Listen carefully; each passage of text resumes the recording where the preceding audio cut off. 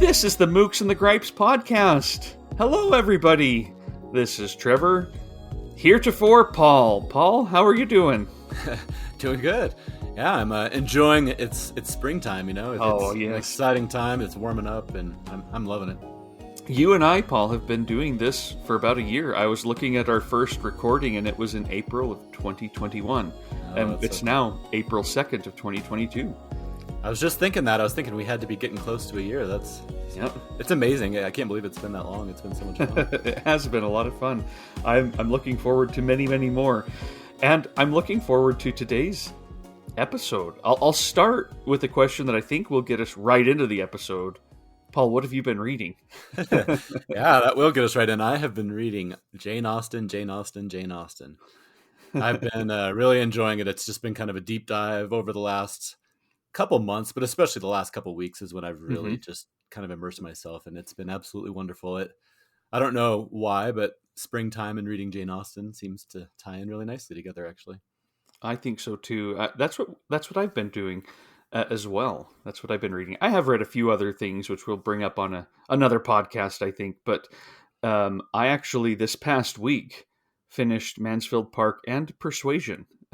Oh, well, what a coincidence! That's actually I finished the exact same too. Oh, did you? This week, which we did not plan, so that's really funny. No, and earlier in the year, it was actually in February, I finished Sense and Sensibility, and then sometime in the middle there, I read Northanger Abbey. The way that I've been doing this, I mean, I think both of us have been fans of Jane Austen for a long time, but I've about a year or so ago, my wife and I sat down and thought, we both love these books. Let's read them together. I'll read them. And I said, I'll read them to you while you do things that, are kind of what you're doing with your hands or whatever. Mm-hmm. And then, that'll be kind of a fun way to do it. And so we started with Sense and Sensibility and got a little bit waylaid. We were enjoying it, but it's kind of hard, with all the kids. But then when we decided to do this, we recommitted, and I read Sense and Sensibility to her, Northanger Abbey, and Persuasion, and then on my own, just I did Mansfield Park. I kind of figured Emma and Pride and Prejudice are the two that I'm most familiar with, even though I remember the rest of them and love them for their reasons. It was those two that I thought, well, if I can't get around to those two, I'll still be okay today. Yeah, exactly. Now, as usual, we're very much on the same page. I took a very similar approach, and I had read Northanger Abbey, maybe a month or 6 weeks ago. And then I read Sense and Sensibility a couple of years ago, relatively recently. Mm-hmm. And like you, Jane, Pride and Prejudice and Emma, I didn't really reread because I feel like those are the ones that I know the best. But yeah, I may lean on you a little bit when we discuss Sense and Sensibility today, because even though I read it a couple years ago, that's the one that I have strong memories of it, but that's definitely one since it's been a couple years where I feel a little more rusty on that one. So I can't quiz you on certain passages and what page they're on. Right. Well, you can try, but it might get ugly. No, that's the thing about these. I find that I love them, and I have so much fondness for many of the parts of them. But I'll admit there are still times when I'm like, I don't exactly know what I just read, because the language is a little bit more, I don't know, maybe a little more formal. There's a lot of semicolons and long sentences. But man, I love these books. I love Jane Austen.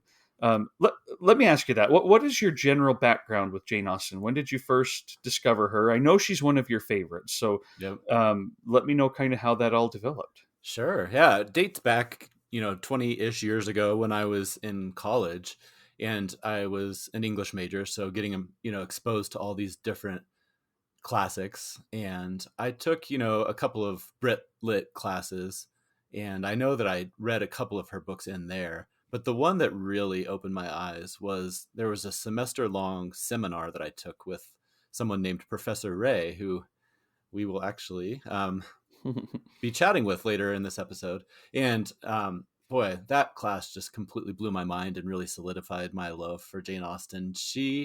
I'll get into her bio and stuff a little bit later, Professor Ray, but let's just say she is a scholar, but also a fan. And her knowledge, but also just her passion and excitement for Jane Austen was so contagious. and both my wife and I took that class together, and it just helped create this That's lifelong fun. love. It was really fun. So yeah. How about you? How did you get exposed to Jane Austen? Mine's a little bit embarrassing because it's similar. It was about 20 years ago. I was taking a British literature class in college with my wife. No, just kidding. Sounds And very Mr. similar. Ray, no, and the teacher had us read Pride and Prejudice. I'd never read any Jane Austen before, and so it was my first exposure to her, and I was pretty excited. Oh, Paul, I had a bad experience with it though. I didn't enjoy it, and Mm, it was I had a hard time penetrating the text, and I still remember vividly one experience when I was trying to read it. I was sitting on my apartment, in my apartment. I was on the couch, and I had my feet up over a chair, and I fell asleep while reading oh, Pride and Prejudice, and something happened, and I woke up, and because my feet were over the chair, it had, I guess, cut off the circulation to my feet. oh no. So something happens, and I'm still kind of asleep, and I stand up, and I have no feeling in my legs, and so I just go falling right into the wall. Oh That's man. my first experience with Jane Austen. So it was love at first sight. I think she'd probably appreciate that. Yeah, Um, that's hilarious. But as sometimes happens in her books, I discovered the folly of my ways and that Mm, my first impressions were completely unfounded and quickly fell in love with her. But it took a couple of years because I was kind of like, oh, she's just not for me. hmm. And in that time period, I went on like a book literary tour in England. And we went to Chawton, we went to Jane Austen's home, and I actually have again, embarrassing photograph of me outside the home, just kind of looking, bored, like on purpose to just to emphasize it. Right. And yeah, I kind of wish that I didn't have. I don't know where that photograph is, but it's kind of one of these things of like, oh, the folly of youth or whatever. Yeah. But the thing that really kind of got me to give her another shot was someone kept on telling me, you have to watch the 1995 Hmm. version of Pride and Prejudice. And I'm like, that is a really long television show. I don't think that I will be doing that. But I did finally. I did it on my own. It was just me. And I loved it and thought, okay, if there's that much going on in there, I got to do it again. And so I reread it, Hmm. and I think it just helped me kind of learn a little bit about how to approach it and things that I could look for and grab onto. And I really haven't looked back since. It's been a blast. And she's one of my wife's favorite authors. Sounds like maybe yours as well, or at least Hmm. had a good experience with all that. Yeah. No, definitely. So she's read them all, and we watch the adaptations kind of whenever we get a chance to. Sometimes on a Sunday evening, it's like, what should we do tonight? Mhm. Well, the thing I'm in the mood for Yep. is a period Absolutely. piece. Let's see if there's anything that's been done lately. And so, we really, really do enjoy her work, enjoy the stories, enjoy the wit and the just the fun characters. We'll get into that today because we are planning on going through each of the books. Now, clearly we could do an episode every single book, I think, and Hmm. we would have a lot of fun and a lot to do, but we're doing this in one episode essentially, which I guess if it goes long, maybe we'll split it into a part two. We don't know yet where that's going to go, but we are planning on going through them today, so we'll get into some of the specifics and some of our joys, and we will toward the end, because we forced ourselves to do this, list our rankings, which is a stupid thing to do, but Right. we're going to do a stupid thing and, and try to do that because I thought it would be fun not to just say, oh, I love them all, which is true, but at the same time try to figure out which one really is communicating with me right now. I was a bit surprised. My rankings changed Yeah. when I sat down to do them again. Mine did too. Yeah. I'll I was really surprised about that too. Yeah, so I think that might be kind of fun to see and discuss why, and that will be the purpose of ranking them, not because they're really rankable in some Hmm. ways, but because it could lead to some of those fun conversations. We also did a poll with listeners on Twitter, which had a pretty good turnout of a few hundred, and that also surprised me. the results of that. But we'll share those toward the end of the episode. We're going to be discussing these books in the order in which she wrote them, not necessarily in the order she published them, which there really is only a slight difference. And we're going to be doing the 6 kind of main ones. I'll be honest with you, I've never actually read like Sanditon or some of those unfinished novels, the Watsons, for example, or Lady Susan. I've never read it. These are kind of Mm-hmm. known as her juvenilia or unfinished works, and I haven't read them. I would like to, and this project actually made me go, I'm going to keep going. I plan to Yeah. read Emma and Pride and Prejudice this year. It'll be kind of fun to say, the calendar year 2022, I read all of her books. Mm-hmm. Um, but I actually did read the Juvenilia back in that same class, uh-huh. and I don't have really strong memories, but I would like to revisit it. I do remember that, oh, it is clearly early in her writing Hmm. career, but you get those little glimmers of what's to come, which is always kind of fun with an author you love. So it's definitely worth the investment, especially for somebody who loves Jane Austen, to go back and have fun with those, because they really are, like I said, it's like this little preview of what's to come. So you should So definitely do that. So let me ask you. I do want to, because have you ever watched the Whit Stillman film Love and Friendship? No, I haven't. Oh, Paul, you have got to watch this film. I'm trying to remember. I think it's based on Lady Susan, but it may be kind of a combination of a few of her works, and it is so fun and so funny. And I'm going to play you just a little bit of a scene from it. This is a scene from Love and Friendship that I just think is so fun and funny, and it makes me want to go and read the books, even though they might be quite different. I don't know. This reminded me of many such accounts one learns in childhood. Perhaps the most significant in forming one's principles is that of the old prophet who came down from the mount with tablets bearing the 12 commandments, which our Lord has taught us to obey without fail. 12 commandments. Excuse me, but I believe there were only 10. Really? Only 10 must be obeyed. Excellent. Well, then, which 2 to take off?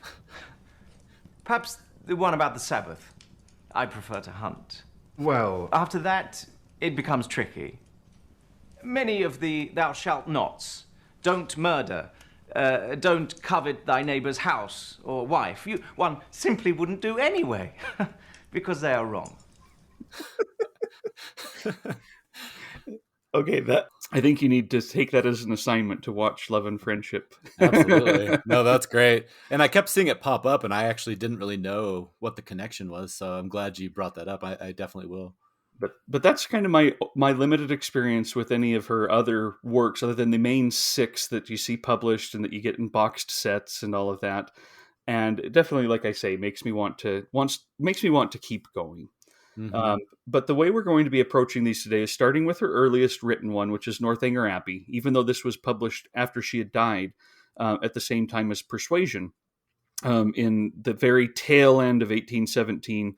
The frontispiece says 1818, but it did come out in December of 1817. But she likely wrote this back in the 1790s. Maybe she had some revisions and such. There's evidence for that because of name changes. Probably was kind of tinkering with it, but at the same time, it's the first novel that she wrote in this sequence. And then we'll go into Sense and Sensibility, Pride and Prejudice. We'll take a little bit of a break to speak with Professor Ray, and then we'll come back for Mansfield Park, Emma, and Persuasion. That's kind of what we have going on today. So buckle up. We don't know how Yeah, this is going to go, but we hope it's delightful. I hope so. I hope to do her credit. I think it's impossible to, you know, pass along how much I love and respect her work, but we're going to do our best and we're going to have fun with it like we always do. So, All right. Northanger Abbey, Paul. I don't even know exactly where to begin. But this is again, an early book. Mm-hmm. And I don't know, I kind of think that shows Yeah. in the book.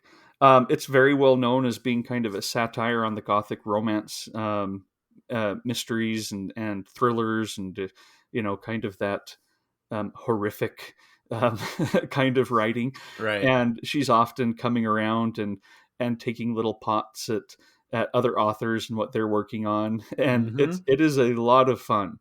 It is. Yeah, I would actually say it's probably one of her, if not maybe her funniest novel, one of the very funniest novels. Like for the reasons you just said, some of it overtly her kind of taking some pot shots and stuff. But I don't know if it was her youth being a little more brash or whatever. But it does have some subtlety like her other ones. But I feel like a lot of it is more on the surface, and also just the character herself.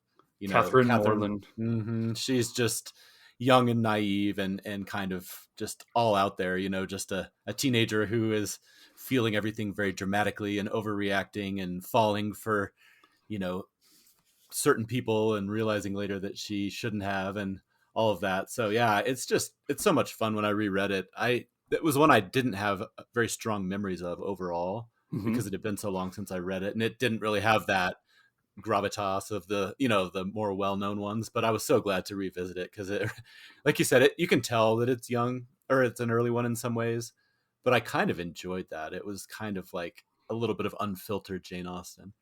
Yeah. And I love how it begins with Catherine Morland introducing her. This is chapter 1, the very first lines. I mean, we all know the beginning of Pride and Prejudice, but I think this is a really great first line too. No one who had ever seen Catherine Morland in her infancy would have supposed her born to be a heroine. Her situation in life, the character of her father and mother, her own person and disposition were all equally against her. It's just such a fun start to this. And Mm-hmm. it goes into her love of books and this idea of, kind of a naive, as you're talking about, heroine who feels like she's going to eventually one day live through the plot of one of her books. Um, and that's a great setup, and one that I've loved in other settings as well. I mean, that's how Anita Brookner's A Start in Life, her Mm-hmm. first novel, begins, Mm-hmm. is this character who kind of feels betrayed by all the books that she read that Yeah. suggested she'd have a very different life.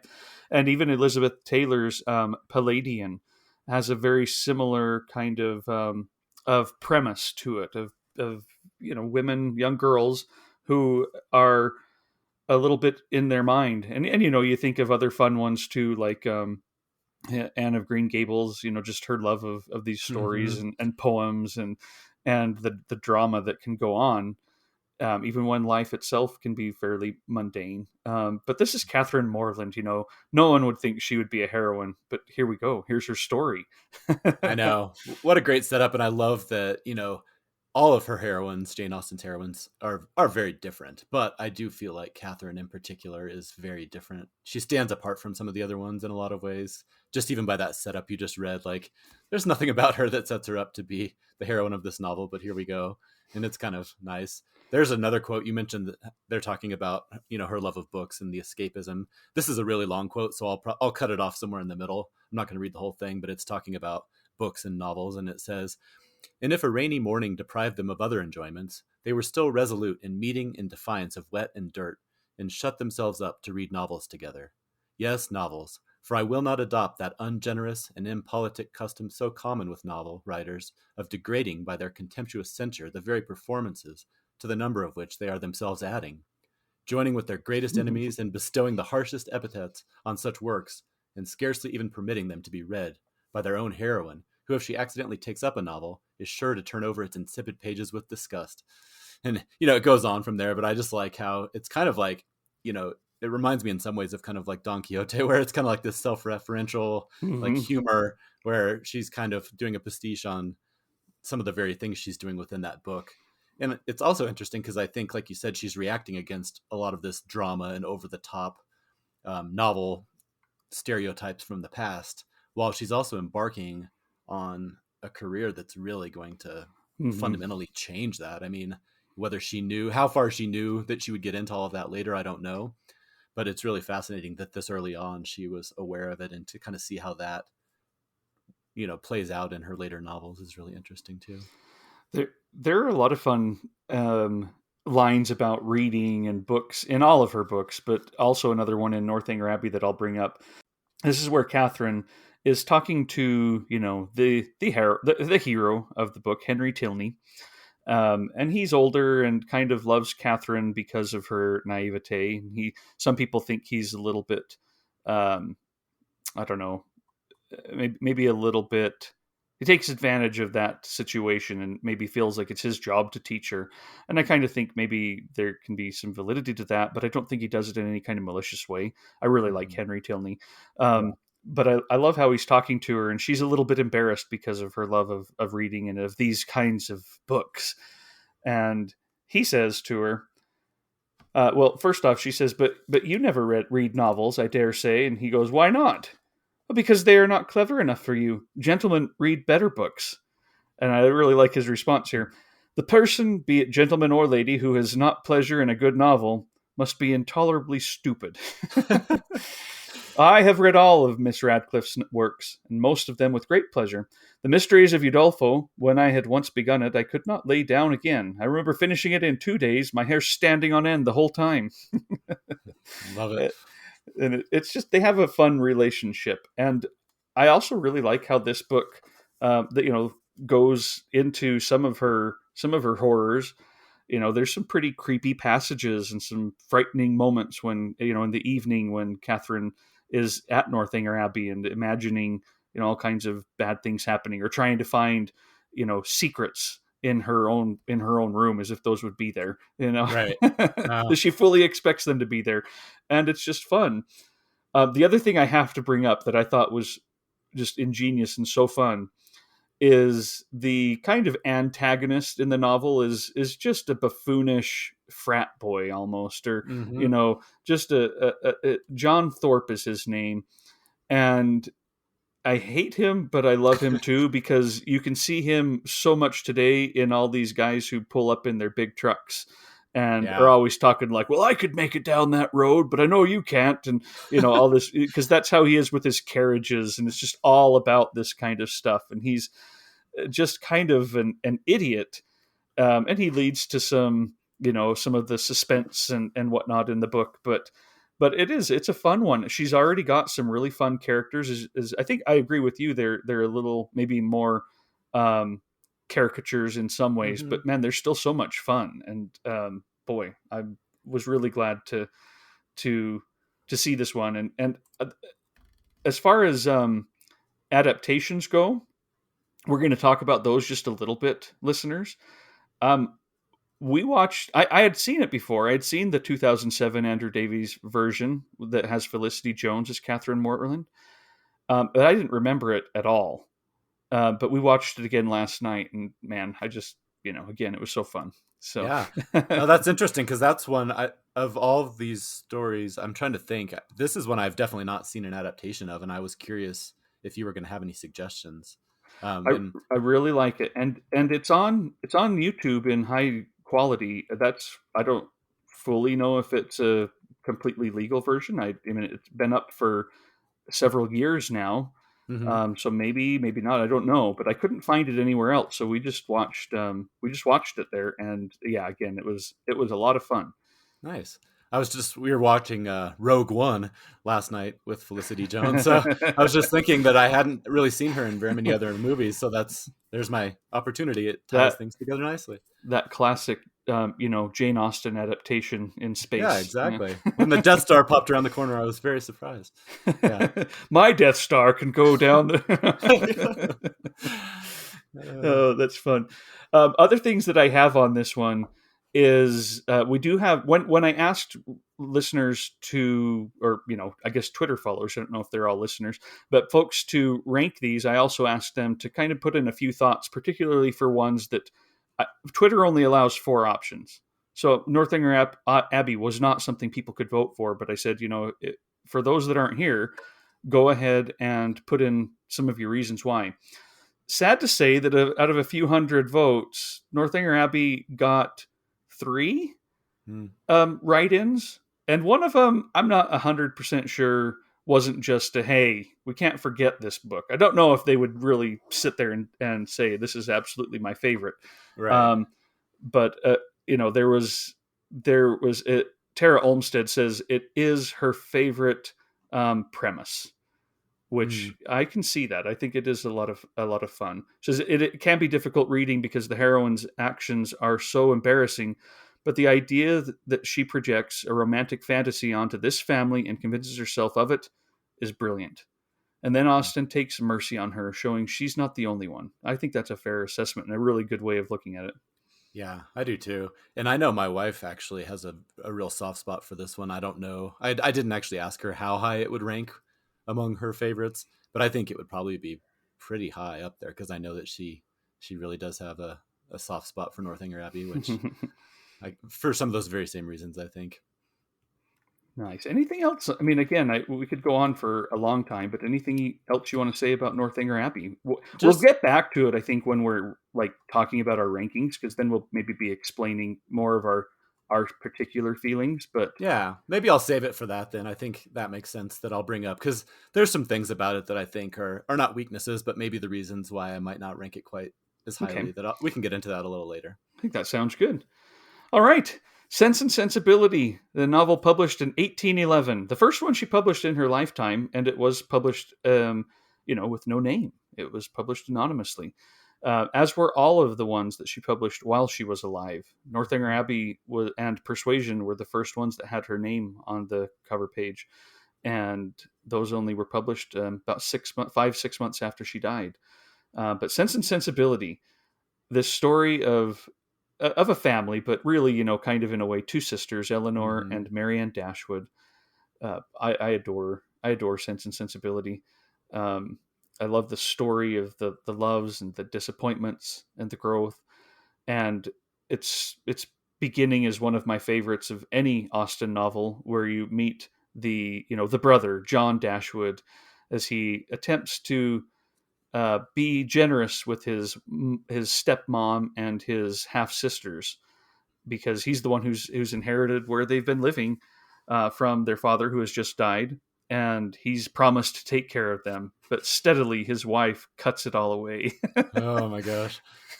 Yeah, that part is so funny, but also so painful. Like Austin is so good at these characters, like the wife, where you just Well, instantly I don't know. Yeah, are you gonna read it? yeah, I've got some parts here. I've got some parts, and I just this is Mr. John Dashwood. He was not an ill-disposed young man, unless to be rather cold-hearted and rather selfish is to be ill-disposed.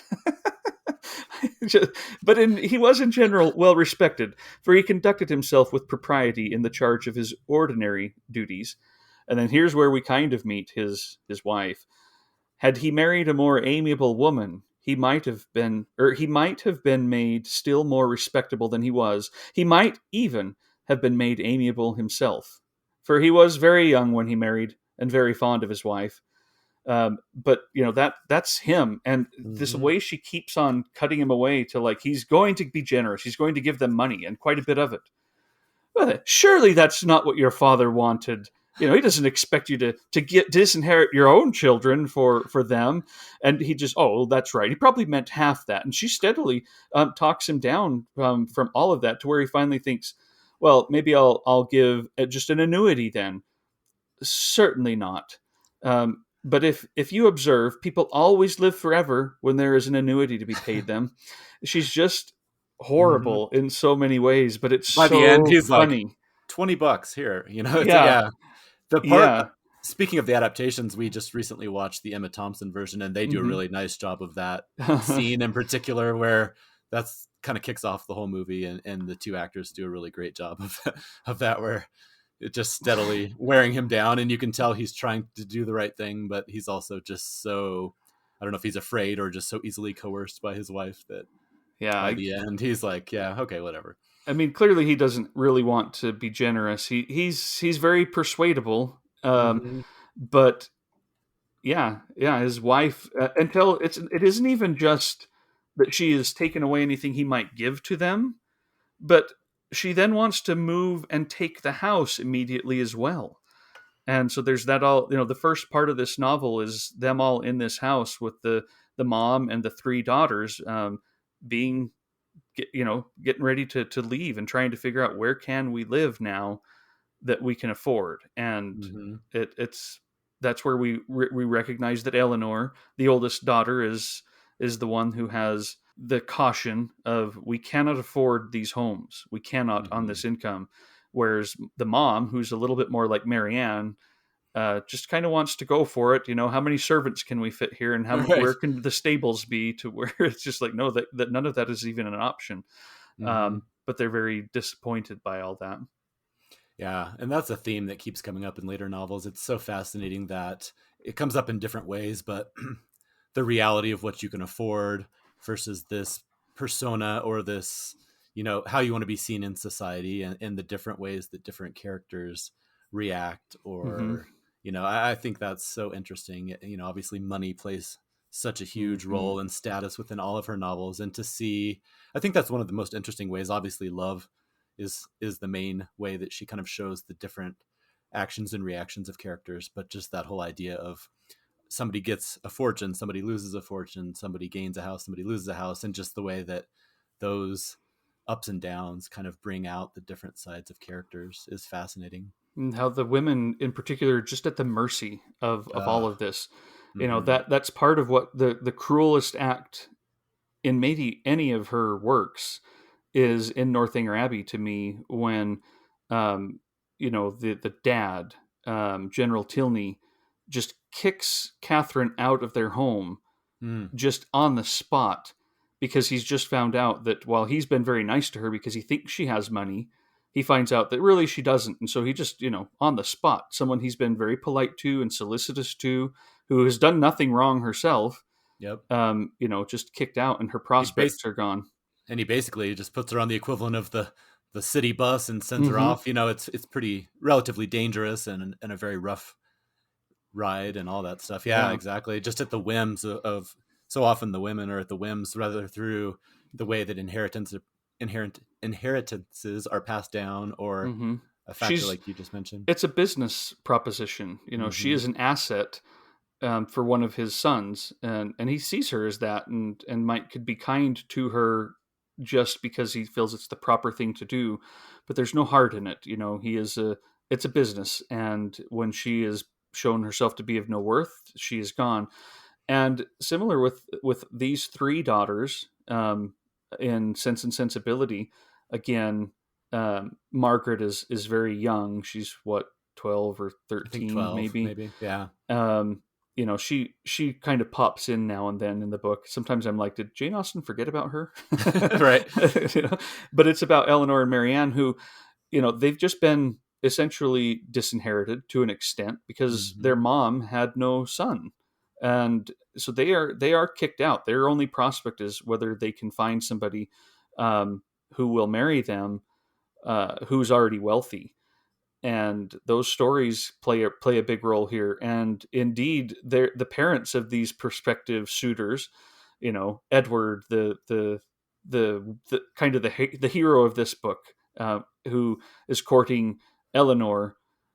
His mom disinherits him because of his choices in a match. Mm-hmm. And it turns out not to be Eleanor at first. That's kind of a fun little story with Lucy Steele and such. But she disinherits him, literally. And there's some fun things there that go on. And he does end up, of course, with Eleanor, and everything's okay in the end because his mom relents. But that's a big deal. And these women are kind of thrown about, and their passions and their loves. I mean, that's what happens with Marianne too. I mean, Willoughby is so charming, Mm-hmm. but he marries for money instead. And I just love that I love the way that she deals with him at the end, not because I think he deserves to be like just absolutely miserable, Right. but because he doesn't even know. No one can know, if, in my mind, whether he really loved Marianne or not, or if he was just playing with her. But at the end, he thinks he did deeply, and that would have been a better life because he's so Mm-hmm. miserable with his money. Right. No, when I was thinking back and reading more about this, like, it's funny how, like, different characters on different readings are the ones that you really get attached to or focus on. And I think the first few times I read through this book, Marianne Dashwood just kind of drove me nuts, justifiably. But this time I felt more of like a soft spot for her.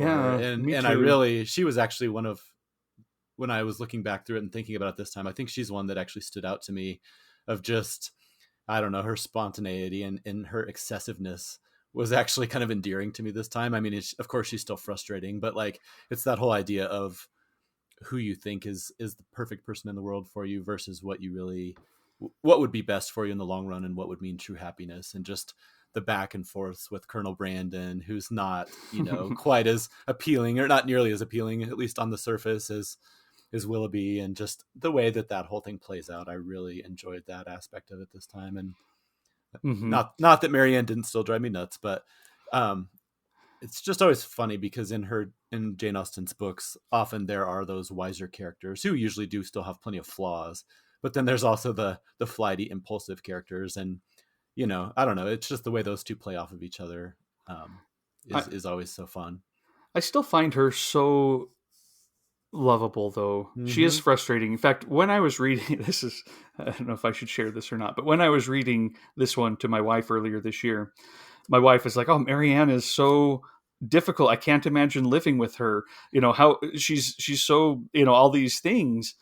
And to me, I'll be on. She's one of the most lively characters in Mm-hmm. this novel to me because of all of that. She's young and she's learning and she's very articulate and very forthright in her feelings, which can get her into trouble, but is also like, wow, this is a powerful person. If you know. Anyway, I do love it. Oh yeah.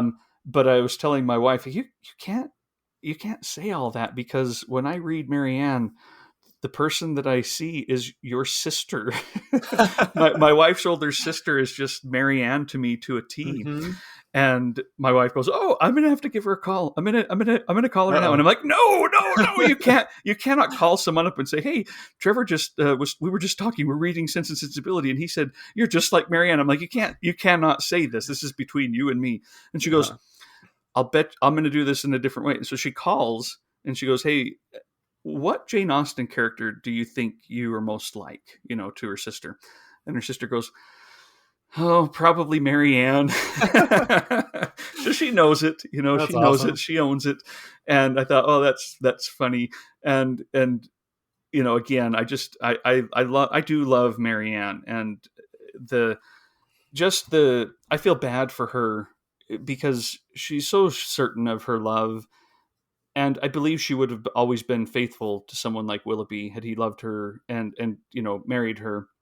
I really believe that. But who knows? Of course, with these characters, there's always other troubles that would come along to Mm-hmm. beset them.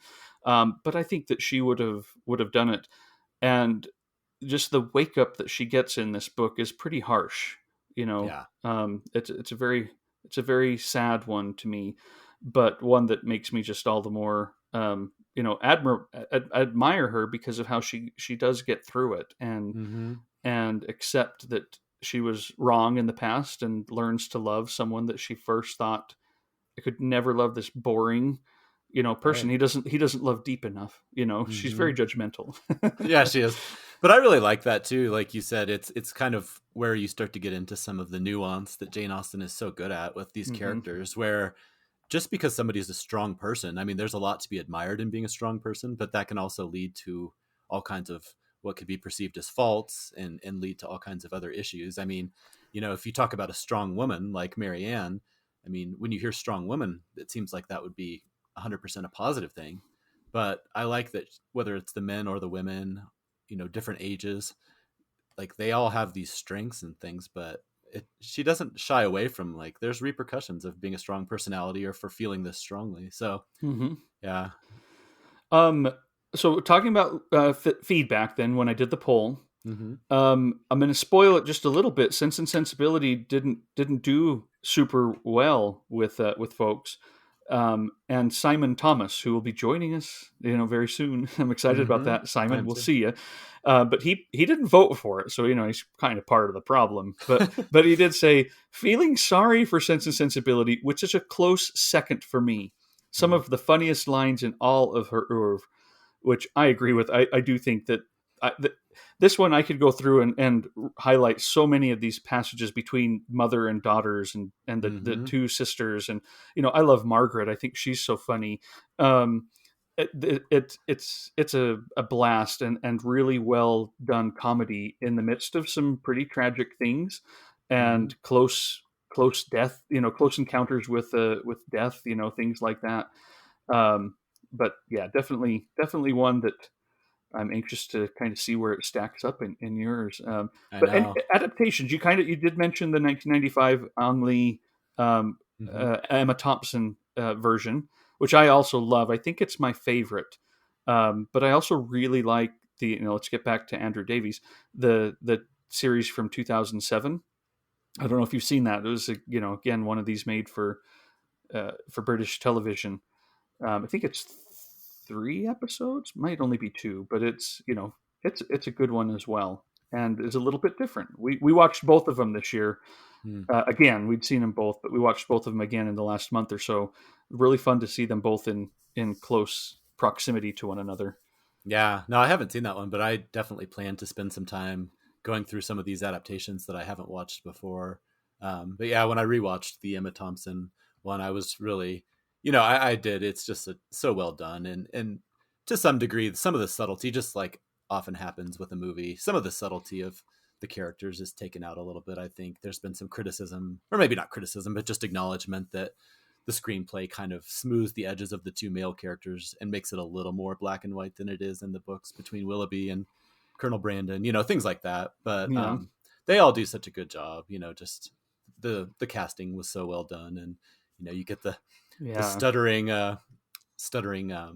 Hugh Grant and, all those things. It's just when they did a really nice job with it. One of my favorite parts, again, in all of these is when Margaret jabs him in the gut while Eleanor's watching out there, and he kind of turns and waves to Eleanor, and Margaret just stabs him in the gut because they're playing swords with sticks. I think that is so fun. And I think Willoughby is well cast, and you can see the charm in him. And you can see why she would be much more attracted to him than to Snape, Right. Exactly. So as much as I do love Alan Rickman and love his, Colonel Brandon, I'd probably also be like, okay, I'll deal with Willoughby for a while. Exactly. Well, and Kate Winslet does such a great job. She is. She encapsulates that character so well. And I really like, towards the end where they show the scenes where, Alan Rickman is out there reading poetry to her as she kind of recovers from her emotional and physical distress after the whole Willoughby incident and stuff. And there's just some nice sweetness to that. And it's very quiet and not overstated, but it's just kind of ties into that whole idea of this was not the flashy romance she thought she would have, but you can start to see the seeds being planted for a much probably healthier long-term relationship. Well, Paul, are you ready to move on to another big one? I think we better. Yep. Pride and Prejudice, 1813. Maybe I'll start with some of the feedback here. This one was Simon Thomas's favorite, and he says it has my favorite characters, the best lines, and plotting that thriller writers would kill for. And then there's also Juliana Aldis, who said they're also great, but I have to say Pride and Prejudice because it was my first. As my first too. And then Joe Chopra McGowan said, Pride and Prejudice for Mrs. Bennet and her poor nerves. The marvelous BBC adaptation and laugh out loud dangers of getting wet in the rain, though, of course, Sense and Sensibility does that even better. Yes, this is, justly famous and a classic and beloved.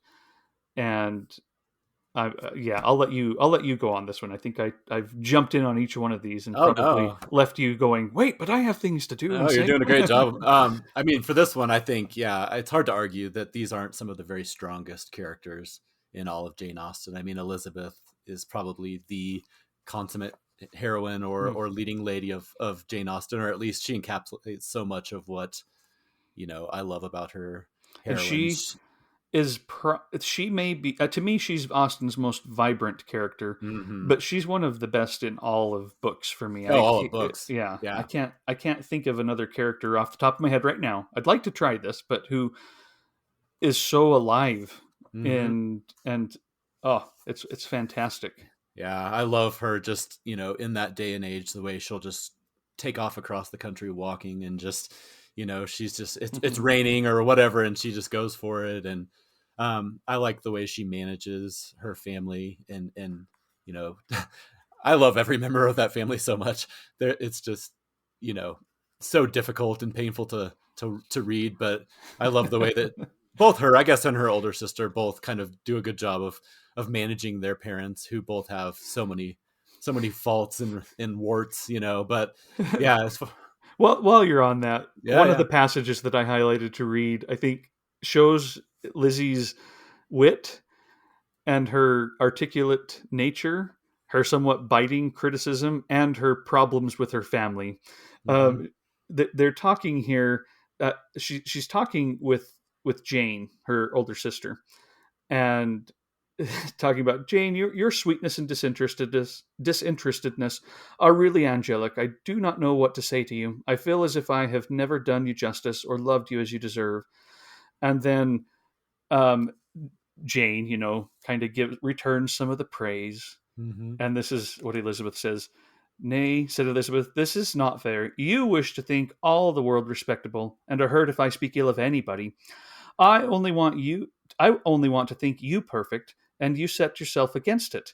Do not be afraid of my running into any excess, or of my encroaching on your privilege of universal goodwill. You need not. And then this is the part. There are few people whom I really love, and still fewer of whom I think well. I just uh, like imagining her family. I love them.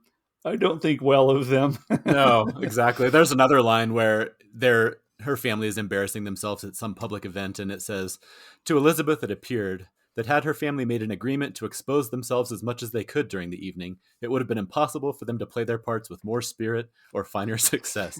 And I just love that. She's like, if you wanted to do a better job of humiliating all of us, I don't think you could. So, And just making sport, for the neighbors. I love Mhm. that line and that stuff. It's so good. It's so this and the love story I think is so good as well.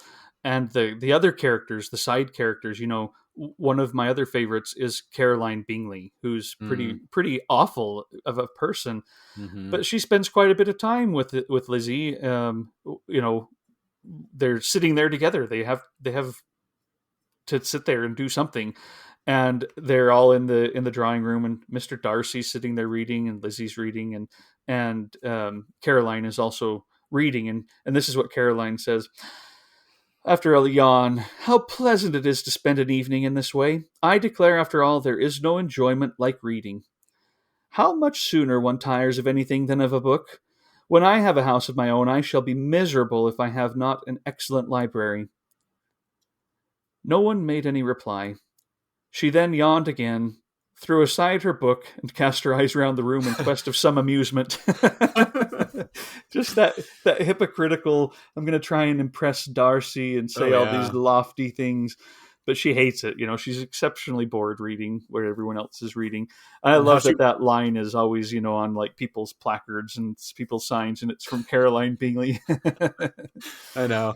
And how she wants to get up and take another turn, around the room so that Darcy can admire them and everything. Like she's hilarious. Okay, I have another side character who is, I don't know, favorite might not be the right word, but another thing I like about this book is it's got to have two of the absolute worst marriage proposals in all of literature. And the one that I love and hate is from you can probably guess who this is. He Mr. says, Collins. Mr. Collins, yes.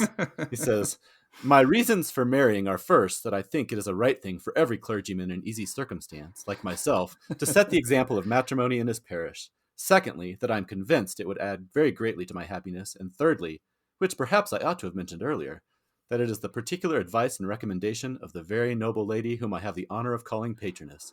Twice has she condescended to give me her opinion, unasked too, on this subject.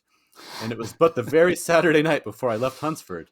between our pools at quadrille, while Mrs. Jenkinson was arranging Miss de Bourgh's footstool, that she said, "Mr. Collins, you must marry. A clergyman like you must marry. Choose properly, choose a gentlewoman for my sake, and for your own. Let her be an active, useful sort of person, not brought up high, but able to make a small income go a good way." And I just love, it goes on, and I could probably pick out a few more parts, but that proposal, it's like basically status, and because Lady Catherine de Bourgh said he should. It's a duty for, but Mhm. I've selected you, Elizabeth. I have selected you. Mhm. He's so awful. And He is. to be honest, Mr. Darcy's proposal, like you said, was two of the worst. I'm assuming the other one is that one. Yep. It's awful. He's kind of awful. Oh There's a yeah. good reason that Lizzie does not like him, Yeah. because he sees it as a flaw in his own character that he even wants to marry her, but he loves her, and it's like, well, you don't. How on earth? What does that Yeah. even mean? Um, but it is kind of crazy how someone can be like him and say the things he does, and you still end up admiring and loving their relationship. I think because you see it through Lizzie's perspective and her capacity to love and and have that joy is wonderful. Yeah. No, Otherwise, he's that's pretty awful. he is. Well, that's one of those amazing things, like you said, where through what probably at least 2/3 of that book, you hate him, or at least not hate him, but I mean, you can just see like his faults and all of his flaws, and the way that she is able, through Lizzie's perspective, but also through Lizzie's unwillingness to, you know, give in to some of these, Mm-hmm. societal pressures and things like that. You start to come around, and the way that they kind of sand off each other's rough edges, I think, is actually really well done, and one of the Do, things I love so much about that book. do you think he's deserving? I mean, part of the thing that I think is interesting is he tells her of his complaints, and they are exactly what she was concerned about. He does not respect her family. He does think Hmm. they're a bunch of fools. He does want the money. He does recognize that she is not a good match for him.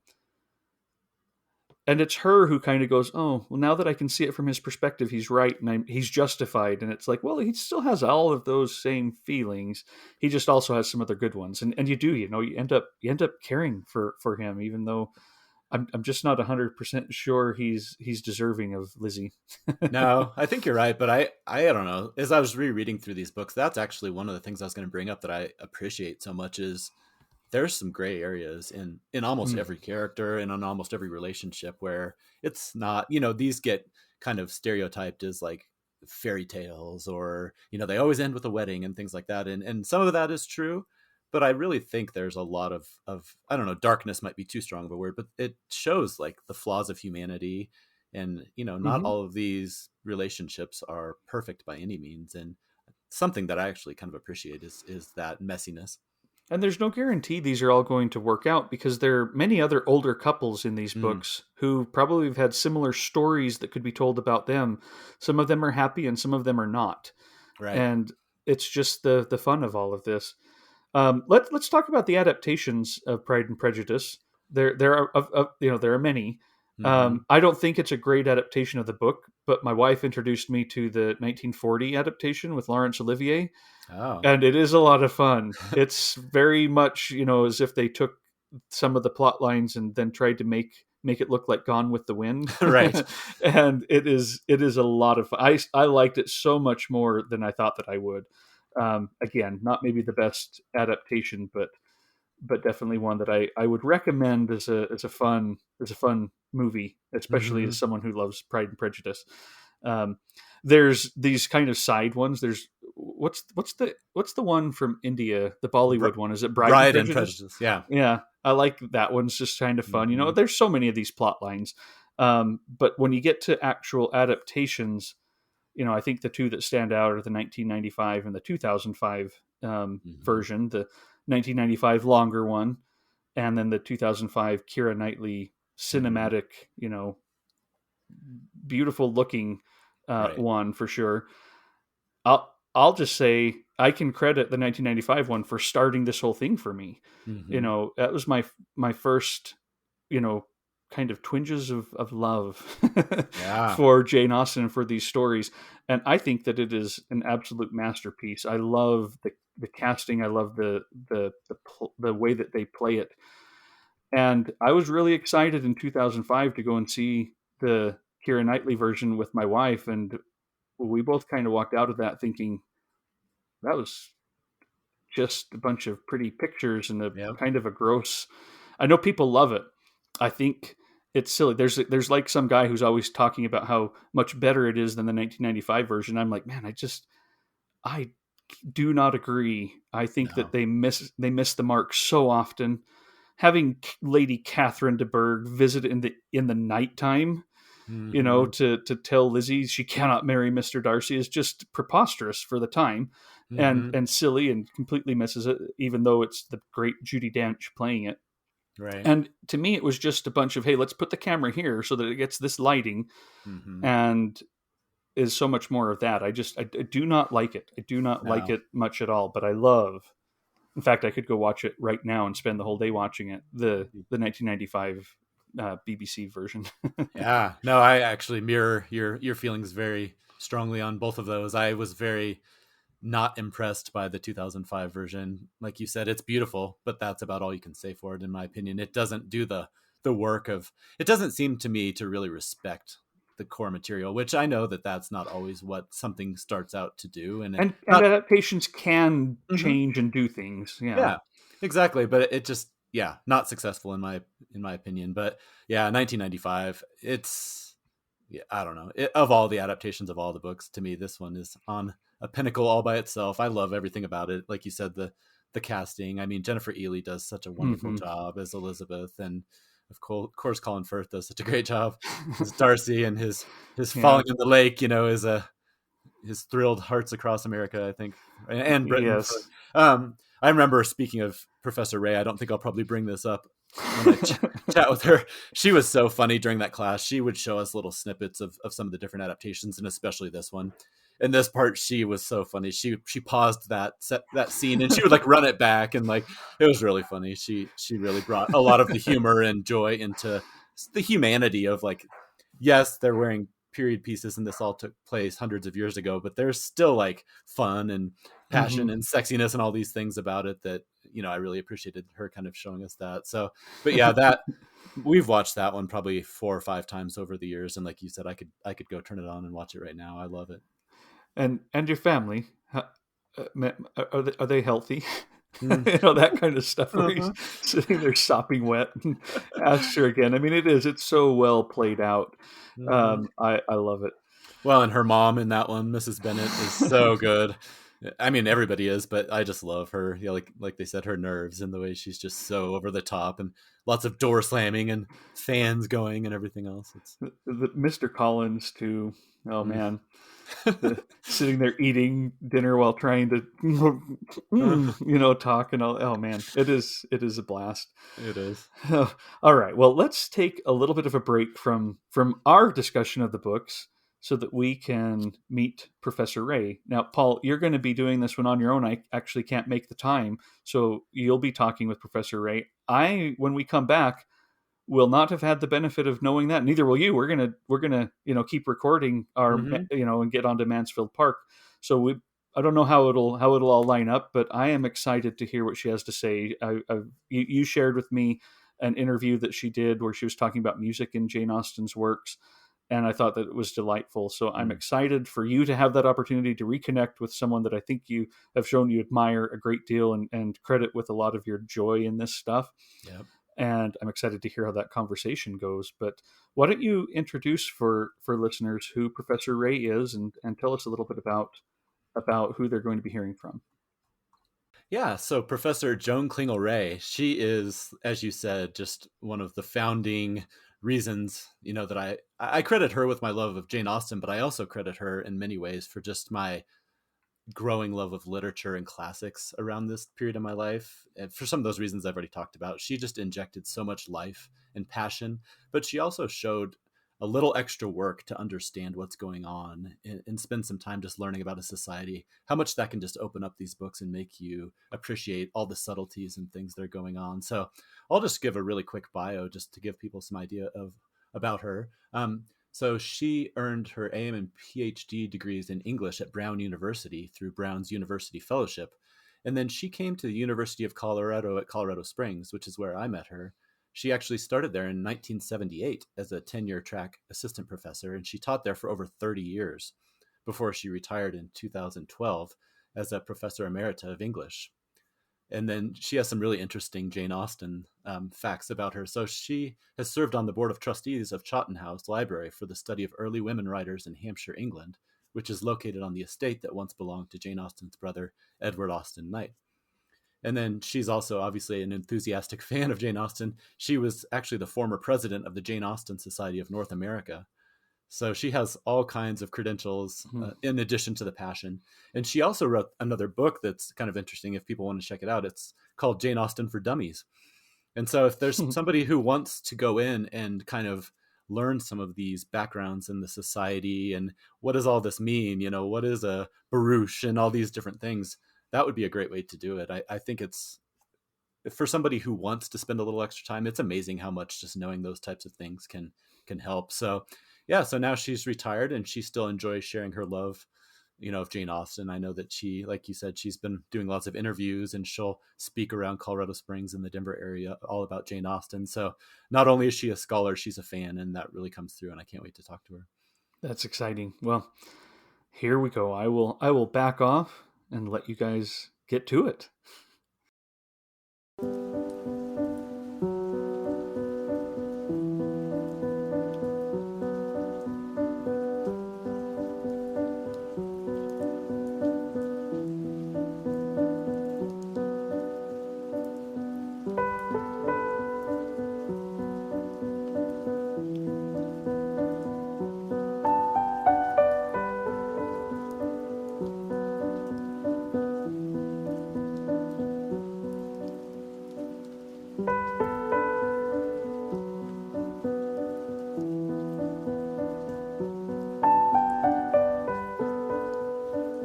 Professor Ray, I want to thank you so much for joining me. When Trevor and I first talked about doing a Jane Austen episode, I have to admit you were the first person that came to mind for me because you had such a huge impact on my love for Jane Austen back 20 years ago when I took your semester-long seminars.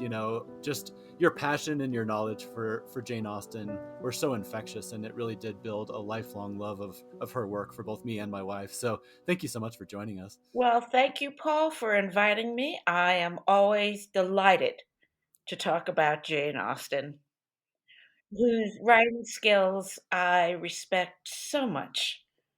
Yeah, she's so amazing. Well, I mean, I thought I would just start generally speaking. Give me your background with Jane Austen. How did you first come across her, and what kind of started to build up your love for her in the first place? Okay, well, I had read Pride and Prejudice as a teenager. Let me add right now, I think you appreciate Jane Austen more the older you get. And of course, I read Jane Austen in graduate school because I had a 2-semester academic year-long course on the 18th century British novel that started with Daniel Defoe and ended with Jane Austen. And Jane Austen has been described by the late, great Ian Watt, who was an Austen scholar, a scholar of the 18th century novel at Stanford University. He had written a book that all of us English Ph.D. candidates read in graduate school called The Rise of the Novel. And what he presents in that book is that what Jane Austen did for this new form of fiction, appropriately called novel, new, is to bring together what her predecessor Samuel Richardson did. His novels had titles like Pamela and Clarissa, which certainly suggests he's interested in the female mind, and Henry Fielding, whose novels Joseph Andrews and Tom Jones are social satires, and she brought them together. And it culminated in, for us, not not pushing it too much, looking at metafiction today, but she really developed the modern novel as we are familiar with it through the Victorian period and early 20th century. Yeah. So my dissertation was not on Jane Austen. It was on Dr. Johnson's Shakespeare edition. But when my husband was ill, he had cancer, I had a sabbatical, and of course, I wasn't going to go to England to do research on Dr. Johnson. I decided I would stay home, of course, and be here for his chemotherapy, etc. And but when you have a sabbatical, you have to have a project because the sabbatical at the University of Colorado was uh, one semester off at full pay, at your salary. So, you're not supposed to like paint your house or something or redo your garden, Paul. So I live not far from Colorado College. And so I decided, remembering what Ian Watt said, and this was in 1991, prior to the Colin Firth, Jennifer Ely wet shirt movie coming out of the pond for Colin Firth. Right. I decided I would do Jane Austen because we didn't have anyone teaching Jane Austen. I always ended my 18th century British novel course with a novel by Jane Austen, but I thought I'm going to do a senior seminar on Jane Austen. And I wrote a paper on Jane Austen, on Fanny Price, in fact, from Mansfield Park, Mm. in which I pointed out Fanny Price always had bad press. Even Ian Watt and others said, Fanny and Edward Ferrars are Edmund, excuse me, Edmund Bertrand are the last people you'd want to have supper with. They're so boring. But I really felt we could have a better understanding of Fanny Price if we realized she was a subject of abuse. Mm. Verbal, from Aunt Norris, always telling her, "You will always be lowest and last." Physical, she has a little bedroom in the attic that is too small for a fire. When she gets the old schoolroom, Aunt Norris orders the servants, "Never put a fire in there." So Fanny can only use it when she is in the sunshine. And she, is made fun of by her cousins, Mariah and Julia Bertram. So I sent this paper off to the Jane Austen Society, and it was accepted. And that moved me into Jane Austen. And then when the sabbatical was over, I came back and taught a Jane Austen course and a senior seminar. And it was so popular to the extent that, we had to move into bigger rooms Mhm. because I always accepted all the students who wanted to take it. So Yeah. that's really how I got into Jane Austen. May I Yeah, add something though, Paul? I listened to absolutely. your podcast on works of comfort in Mm. literature. And a lot of people read Jane Austen for comfort, and one of you mentioned that and foreshadowed this interview. But in World War One, soldiers who had what we now call post-traumatic stress syndrome, but which in World War One was called shell shock, were told to read Jane Austen Mm. because she was so soothing. Mhm. It was like merry old England, and her novels are far from merry old England, but you're fighting for girls like Elizabeth Bennet and Catherine Morland and Marianne Dashwood. So she was certainly viewed as a writer who comforted. When Winston Churchill was prime minister and had pneumonia, he asked people to read Jane Austen to him. Wow. Yeah. Yeah, no, that's fascinating. And that's kind of ties into something I wanted to ask you, which is what is it about her that continues to work so well for today's readers? It would be easy to kind of put her up in this pedestal and kind of say that she does this. Yeah. And that was of its time and its parlor and its manners and its worrying about money and love and all that Mm. stuff. But despite that, or maybe partially because of that, um, it continues to resonate. You mentioned you couldn't even, you wouldn't turn people away, and the rooms were filled with Yes. young college students. Yes. Hundreds of years later. What do you think it is that she offers today's readers that continues to Yeah. resonate? And I would add, I had men and women in the class. You're in the class. Gail, Mm-hmm. your wife, was in the class. I had a Marine veteran with in a one semester. That was not the semester when you and Gail were in the class, but he had like a tattoo on his arm that said Semper Fi. Mm-hmm. He was this real Marine type, but he loved Jane Austen. Why is Jane Austen so long lasting? In the 19th century, in the Victorian period, both Lord Macaulay and I think it was George Lewis called Jane Austen the Shakespeare of the novel. Mm.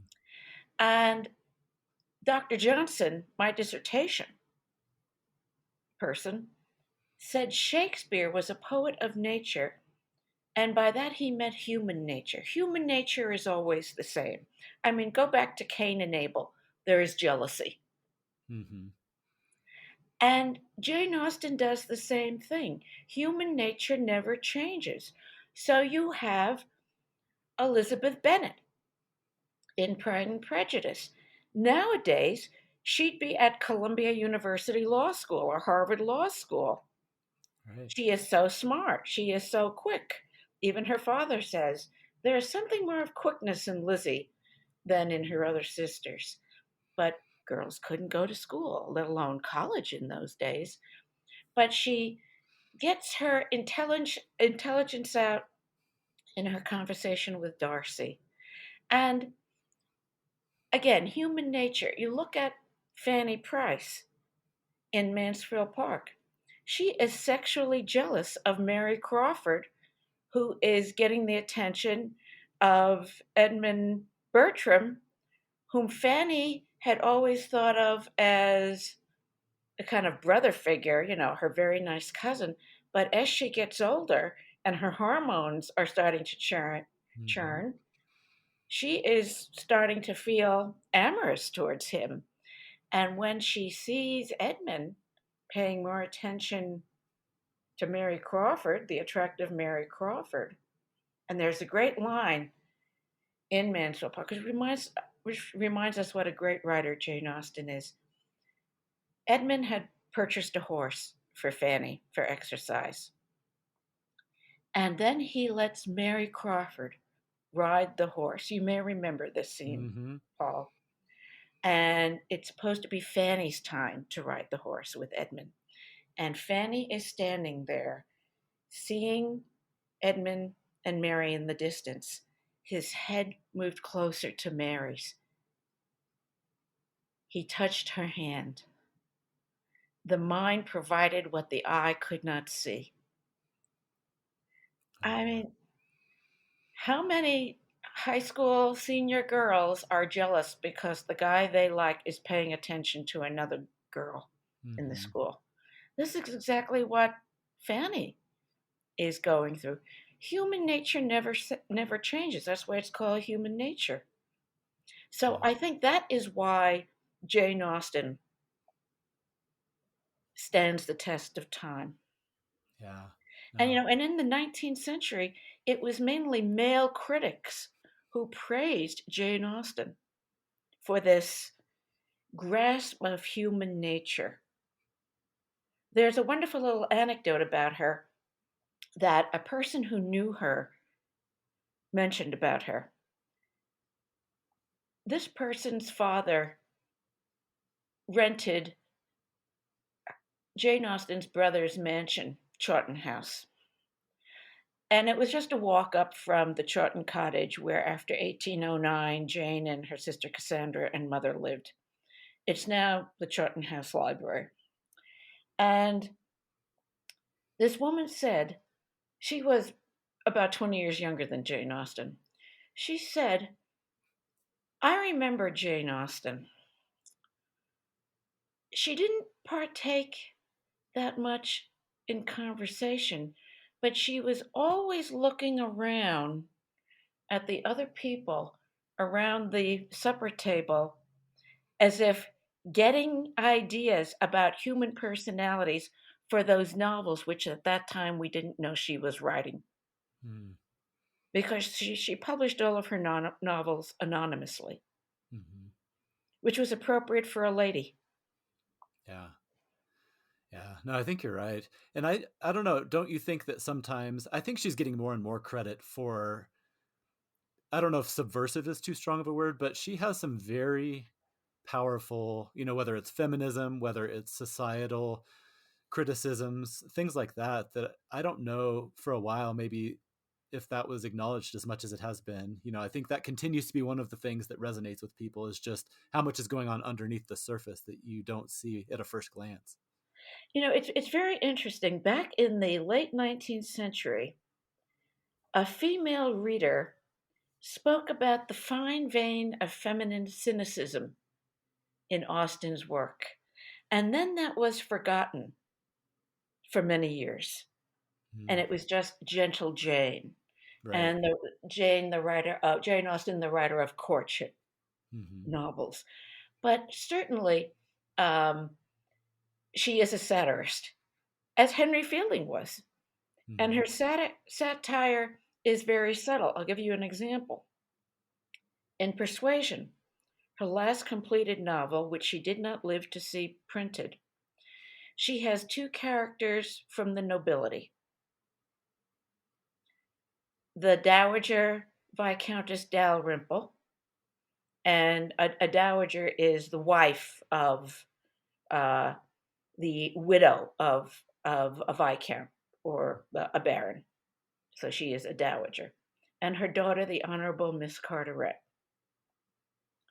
Jane Austen gives them no direct speech, Hmm. implying that even though they have noble blood running through their veins, they have nothing worthwhile to say or for us Wow. to read. Yeah.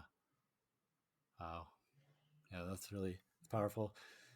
Well, this is a broad question, but I would love to just hear, as you're reading these and you keep coming back to them and getting joy, one thing I've noticed, you touched on it earlier, as you get older and come back to them and revisit them, different things stand out to you. Mhm. Different characters rise to the surface, or you notice things that you hadn't noticed before.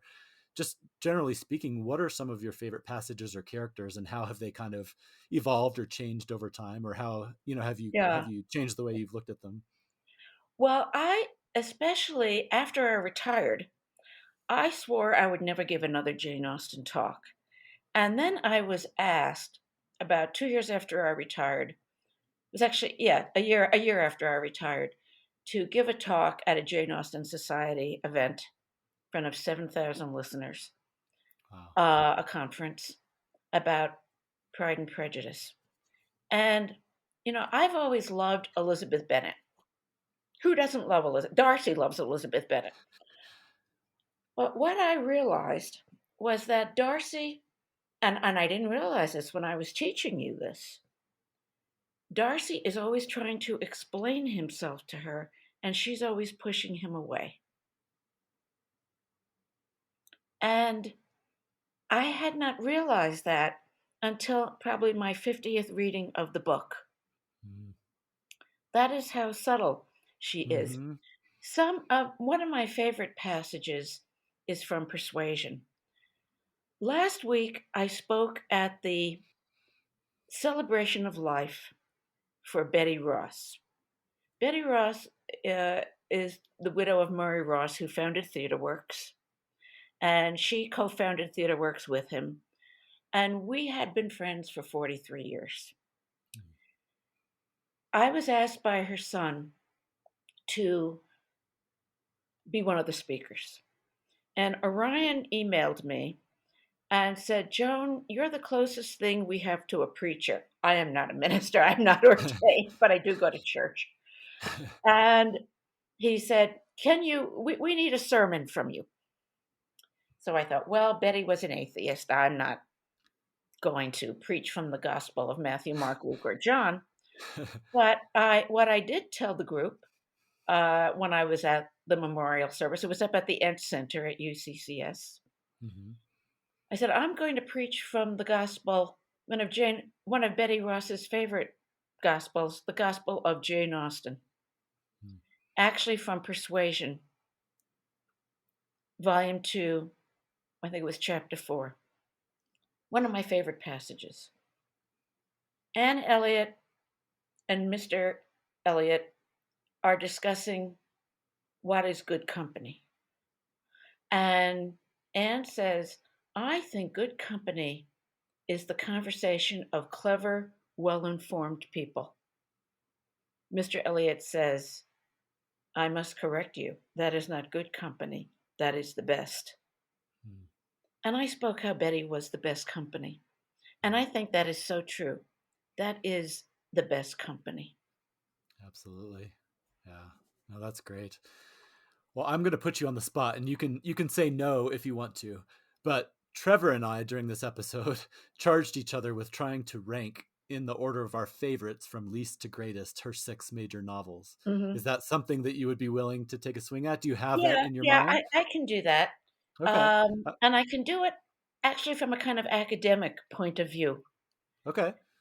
Emma, her novel Emma, which is the novel of my head, when I was president of the Jane Austen Society of North America for 6 years, I was on many radio programs. I was on PBS, I was on local AM stations, and they'd ask me, what is your favorite Austen novel? And I'd said, Emma is my favorite novel of my head and Pride and Prejudice of my heart. What makes Emma one of the greatest novels in English literature, and I'm not the only academic to say this, is that it's a different book when you read it the second time. Mhm. Because the first time reader really doesn't understand that Frank Churchill is there in Highbury because of Jane Fairfax. And when he has to stop by Jane Fairfax's aunt's house to borrow a pair of scissors, he's staying with Captain and Mrs. Weston, his father and stepmother. Mrs. Weston has scissors. Why does he have to borrow scissors from Jane Fairfax's aunt and grandmother? Right. Because he wants to see Jane Fairfax. Mhm. So I would rank Emma at the top. Mhm. I would put second Mansfield Park. Oh, wow. Yes, Mansfield Park. Because what she does in Mansfield Park is fool the reader into thinking that Fanny Price is such a dull individual. But you Mhm. have to remember, we are in Fanny Price's mind so much, and we hear all about her petty little jealousies because she has no one else to listen to her, Mm. right? Her Right. cousins don't talk to her, they talk at her. Mhm. Edmund is now off with Mary Crawford. He was the one person who listened to her. And so we misunderstand her. And of course, at the end of the novel, Jane Austen calls her my Fanny. I mean, that's a very possessive thing for an author to say. Then I would say Pride and Prejudice. Mhm. Then I think, Persuasion, Okay. Sense and Sensibility. And I think it was Trevor in mentioning that he and his wife tried to read Sense and Sensibility, but too many long sentences, also too many Dashwoods in the beginning. So you get the Dashwoods all, and there are too many Henrys, and you have to write. That's why I used to hand out. Maybe I didn't do that back when you and Gail were in the class, but in my later years, I'd hand out family trees. Right.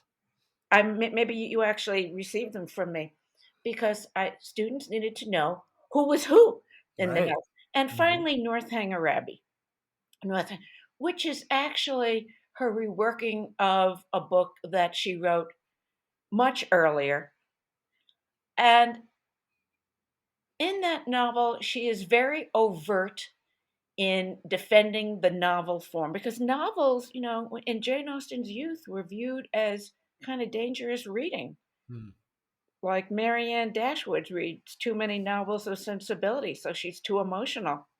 Right. Um, and then she tried to parody the Gothic novel of Anne Radcliffe, The Mysteries of Udolpho, which she does very well, but it's really with Sense and Sensibility that she starts on her own. Mhm. Yeah. Oh, So that's that would interesting. be the rank order. No, thank you. I appreciate you doing that. It's so interesting because have you discovered over the years that there has been some shifting in your favorites? Because Trevor and I were talking a little earlier, and we noticed even ones that in our head we thought might be ranking a little higher, when we went back and reread them, they might move down a little and another one might Yeah. shift up. And Mhm. it's interesting. I mean, you've spent so much time thinking about it. Maybe now you have a pretty good idea, but for us, it was a matter of certain characters in certain books kind of rise or fall over the years, Mhm. depending on Mhm. life experience and other Mhm. factors. I I think persuasion has become more appreciated. Mm-hmm.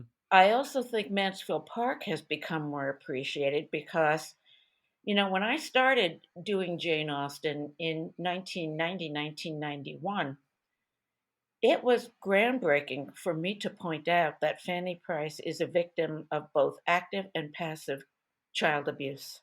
Mm. And all these great critics wrote about how dull she is and how boring she is, and we don't want to have supper with them. But Fanny Price, that novel has become more appreciated. Of course, Pride and Prejudice is always a favorite of Yeah. readers, and it's because Elizabeth Bennet is so much fun.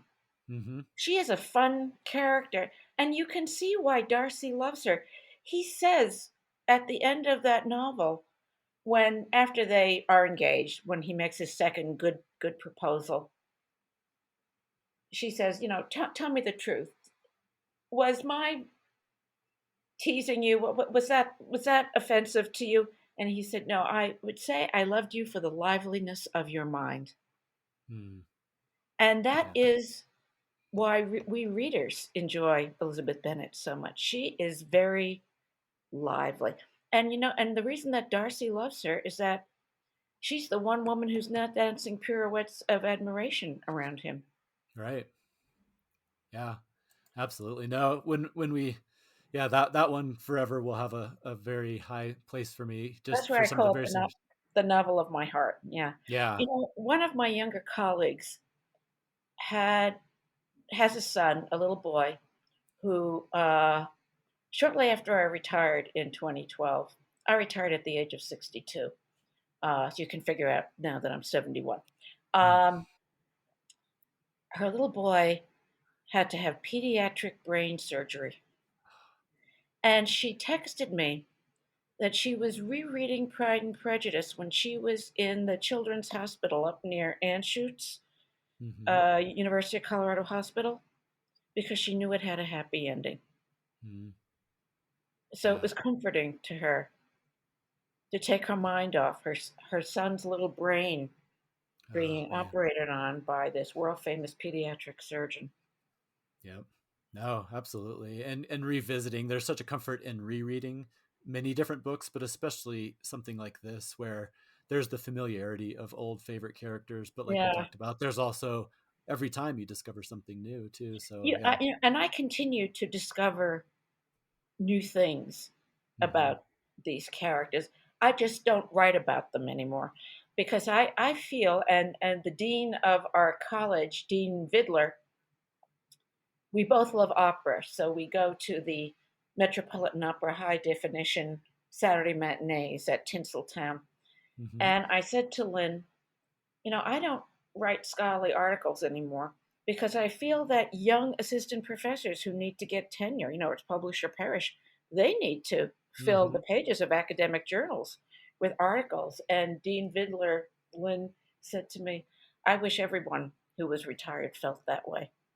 Yeah. I think, and I know some Jane Austen scholars who are long retired. They're in their 80s and they're still writing. And some people think, well, it's wonderful that they're still writing, but I think you need to be academically generous to Hmm. younger scholars. Hmm. And I've spoken to other friends who say they don't have anything else in their life but Jane Austen. Well, Jane Austen's a pretty good thing to have in your life, but I have other things in my life other than Jane Austen. So, Yeah. Absolutely. yeah. Have you enjoyed being able, as you've retired, to go back and revisit her just for fun without having to?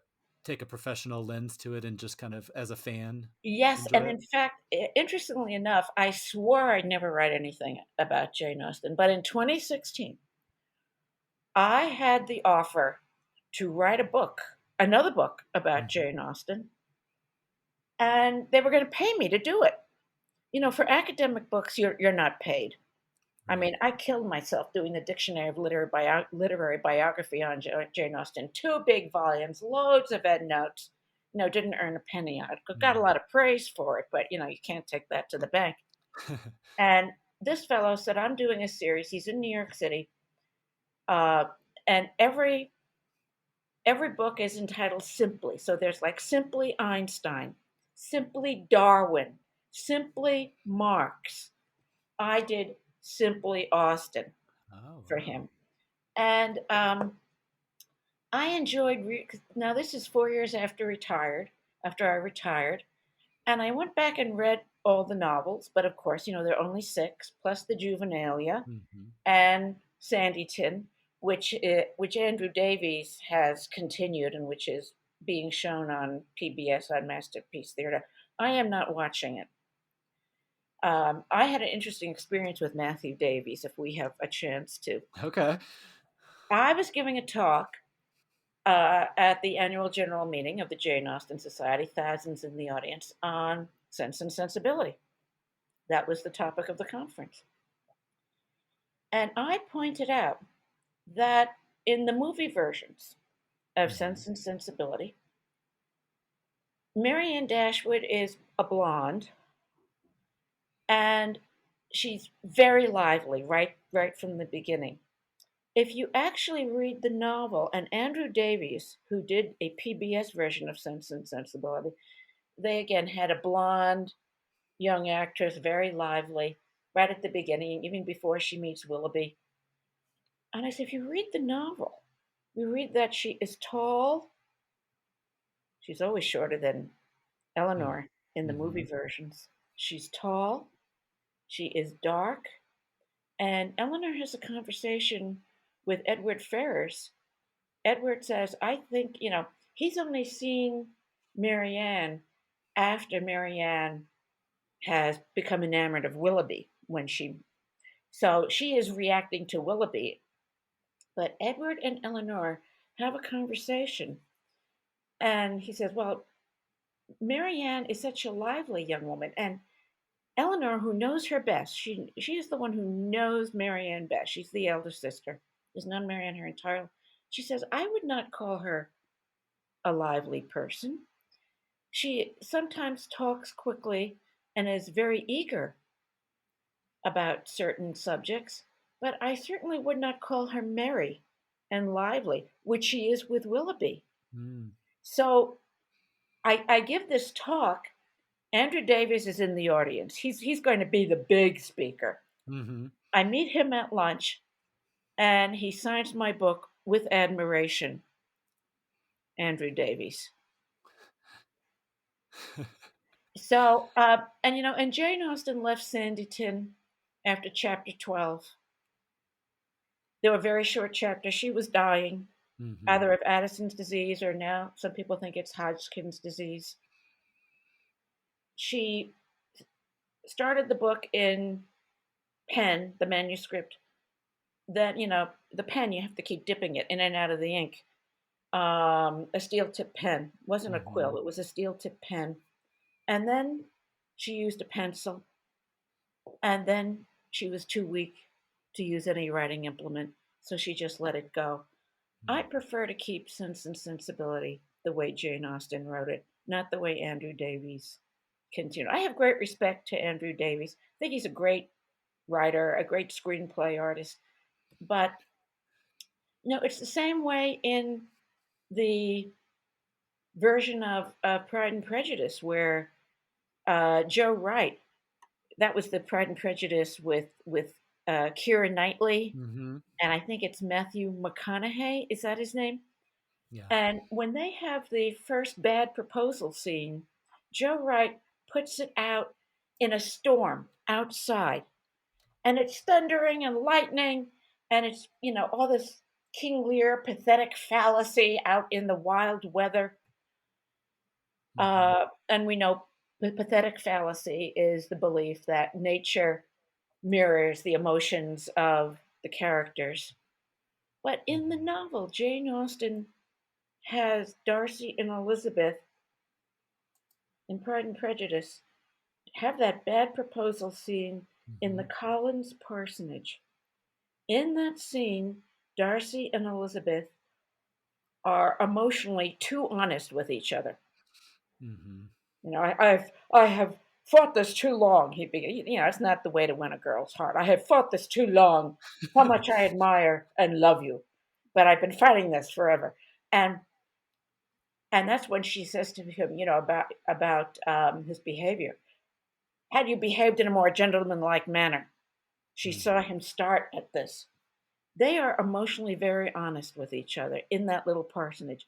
Do you think Mr. and Mrs. Collins, Charlotte Lucas, have ever been emotionally honest for 1 minute in their married life, in their whole courtship? No. No, no, So yeah. Jane Austen sets that scene in the parsonage for a good artistic and psychological reason. Mm. Yeah. No, I was going to ask you. I'm glad you mentioned that because I do think a lot of times in a lot of the adaptations, a lot of her subtlety and the nuance is what's lost. And I do think that's one of the things that the BBC, the 1995 Pride and Prejudice, Yeah, does so well. And part of it is because they've expanded it into a miniseries so they can take their time and dig in. exactly. Yeah, I mean, I know I seem to remember that you really love that one. Are there any other adaptations that you think really stand out, whether movie or miniseries, that you would I recommend? think Amy Heckerling's Clueless, Mm. which is based on Emma, is wonderful. Because again, it reminds us that Jane Austen writes about human nature. Clueless is set in a Beverly Hills high school in the early 2000s, and Cher thinks she knows everything. The Cher character, Hmm. played by Alicia Silverstein, and she brings out, you know, how Jane Austen's characters represent human nature that it's as true in 1813 as it is in 2003, 2004. So I think Clueless. I met Amy Herkling. We had a Jane Austen Society conference in Los Angeles, and Amy Heckerling was invited to be a speaker. I'm president of the Jane Austen Society at that time. So I one session ends, and I decided to leave during the applause of the speaker because I knew I had to introduce Amy Heckerling. So I run out of the big conference room at the hotel, the ballroom, to the ladies' room. And who's in the ladies' room doing her hair and fixing her makeup but Amy Heckerling, whom I'd recognized from television. Hmm. So I said, "You're Amy Heckerling." And she said, "Yes, I am." And I said, I had a name tag. I'm Joan Ray, president of the Jane Austen Society of North America. She said, "You must hate me." I said, "No, I love you. I think Clueless is one of the best, if not the best, adaptation of a Jane Austen novel." And, we walked back arm in arm. So it was a wonderful experience. And Yeah. also to see how humble Amy Heckerling was. Mm. Well, I think, like you said, that speaks to when an adaptation like that can be that successful. It just shows how timeless these works are. And to your point about human nature, they may continue to do them in a very traditional way. They may continue to take them, Bride and Prejudice from Bollywood or some of these different Yeah. takes. I mean, it spreads across the world, but there's so many different ways. It's just amazing to me how she continues to engage people's minds and they keep revisiting her. Yeah, too It's so bad powerful. she didn't make any money on that. So, I know. Well, I mean, we can close out here in a minute, but I did want to ask you, I mean, I was thinking about it. She died at the age of, I think it was 41. yeah. It's so tragic to think of that and where she might have gone. I mean, do you have, obviously this is just conjecture, but do you have any thoughts on if she had lived longer, where her works might have taken Well, her? I look at Sanditon, Hmm. which is really a hilarious comedy in the first 12 chapters that we have. Hmm. And I think she was moving in the direction of Dickens, Mm. who has that same kind of humor. I mean, his novels are serious, but have humorous characters. Hmm. And I think Jane Austen was moving in that direction because by the end of chapter 12, where she puts down her pencil because she doesn't have the physical strength to write anymore, we do not know if Charlotte Haywood, who she's going to become involved with. Whereas right at the beginning of Pride and Prejudice, when early at the Meryton Assembly, Darcy doesn't ask Elizabeth to dance, and he says she's not handsome enough to attract me. You know, they are going to get together.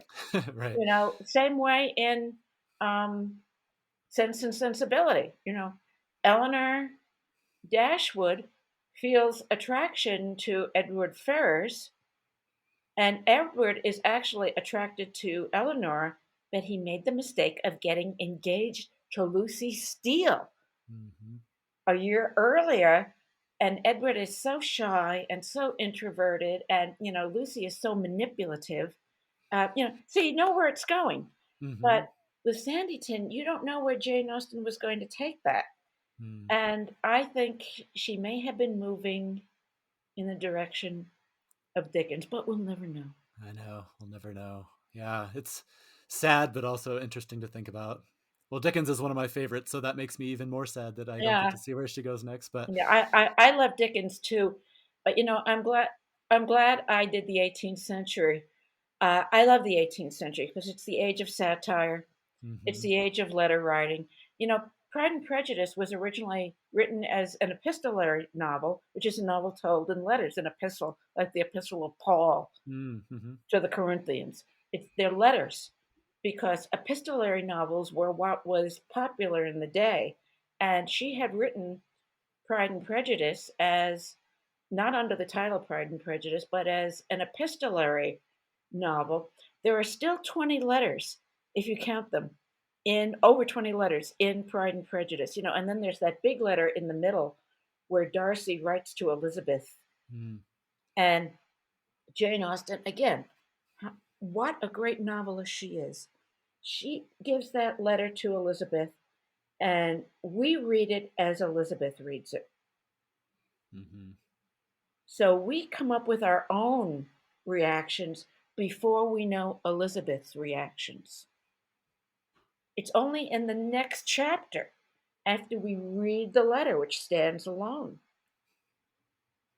that we hear Elizabeth's reactions. And then she says, "How foolishly I have acted. Until this moment, I never knew myself." I mean, that's as big an insight as a Greek tragedy hero Mm-hmm. who realizes, I mean, the greatest knowledge you can have is knowing yourself. Yeah. So No, she's just a great, great artist. she is. And it's amazing too that as you spend more time with her, you realize how many things like what a huge impact she's had on the novel, obviously, but even our culture. Like she Hmm. just continues to ripple out through the decades and the centuries. It's And she never had a creative writing course. She was really a genius. Mhm. She was also very well read, I hasten to add. Her father had 500 books in his library, the Reverend George Austen. That was a huge library in those times for a non-noble man. Mm. When I talk about nobles, I mean, dukes, earls, viscounts, marquises. Um, and she couldn't go. She went to school young. They sent girls off to school when they were young. Her mother taught her how to read, do simple math. Her mother also taught penmanship, so that's why her mother's penmanship, Cassandra's, the sisters, and Jane Austen's penmanship is almost duplicate, Mm. because her mother taught them both how to wield the pen. But she probably read a lot of those books. She read Shakespeare. She read Milton. Stuff that we have trouble getting college students to read. She read maybe when she was 13, 14, 15, 16 years old. Mm. And I like to think that when her brothers were home from Oxford, their evenings were like a senior seminar on Milton. Mm. on Paradise Lost or Hamlet or As You Like It. Mm-hmm. I think they discussed books because they were a family of readers. She writes that in a letter. We are a family of novel readers and not ashamed to be so. Mm. Yeah. Yeah, between that and her studying of human nature, it starts to give you some idea. But on top of that, like you said, at the end of the day, she's just a genius. She does She things. she is, and very observant, as that woman wrote. I think her name was maybe Maria Middleton, but don't quote me on it. But she was like 12 and Jane Austen was like 30. And Mm-hmm. but little kids watch things, as we know, and she remembered, as a much older woman, she was not so much participating in the conversation but looking around, and it's very interesting. Sometimes you meet someone and you think, well, she's just like Mrs. Jennings. Mm-hmm. um, or gee, he's just like. I mean, I had a much younger friend who broke up with her husband, and it turned out, he was like Willoughby. Mm-hmm. Yeah, absolutely. It Yeah, carries on through time and the it human does. nature. Yeah, Which I'm it's sure amazing. you are not, Paul. like me. No, but Trevor and I were talking about this, how it is fun to try to figure out who you would be as a character, like which one, or people around you. It comes up often. He was Yeah, saying, different people he knows, like yeah. who they might connect themselves with. So it's kind of fun to think about, and it just shows, like you said, throughout time, people don't change as much as we like to think we do. No, human nature always stays the same, Yeah, and will always abs- stay the same. yeah. Well, I want to thank you so much. This has been such a pleasure to talk to you. I You could are talk for welcome. You hours, are but welcome, Paul. yeah, well, thank you. And thank you again for inspiring my love for Jane Austen. It's something You that are I so just welcome. I mean, treasure I throughout got my whole paid life. to do it, but I always loved teaching that senior seminar. I loved all my classes. Yeah. I had a wonderful career. It was so wonderful to have a career doing something you love. I Mm-hmm. also love research. Mm-hmm. I dreamt I died. I went to heaven one time, and it was the British Library, which is one of the great libraries of the world. I've Mm-hmm. spent so much time in the old British Library, in the British Museum on Great Russell Street. But I had a wonderful career, and I retired at 62 because I knew there were PhDs out there who needed tenure track positions. Mm-hmm. There were 283 candidates for my position in the Wow. 18th century novel. I mean, Yep. Oh, that's amazing. we had Well, people from Columbia, Cornell, University of Chicago apply. I mean, great mm-hmm. schools Mm-hmm. to come to UCCS to teach 18th century British literature. Yeah. Well, I hope they do half as good of a job as you did in kind Well, of I'm sure he is. yeah. Good. Yep. Well, thank you so much. Thank you.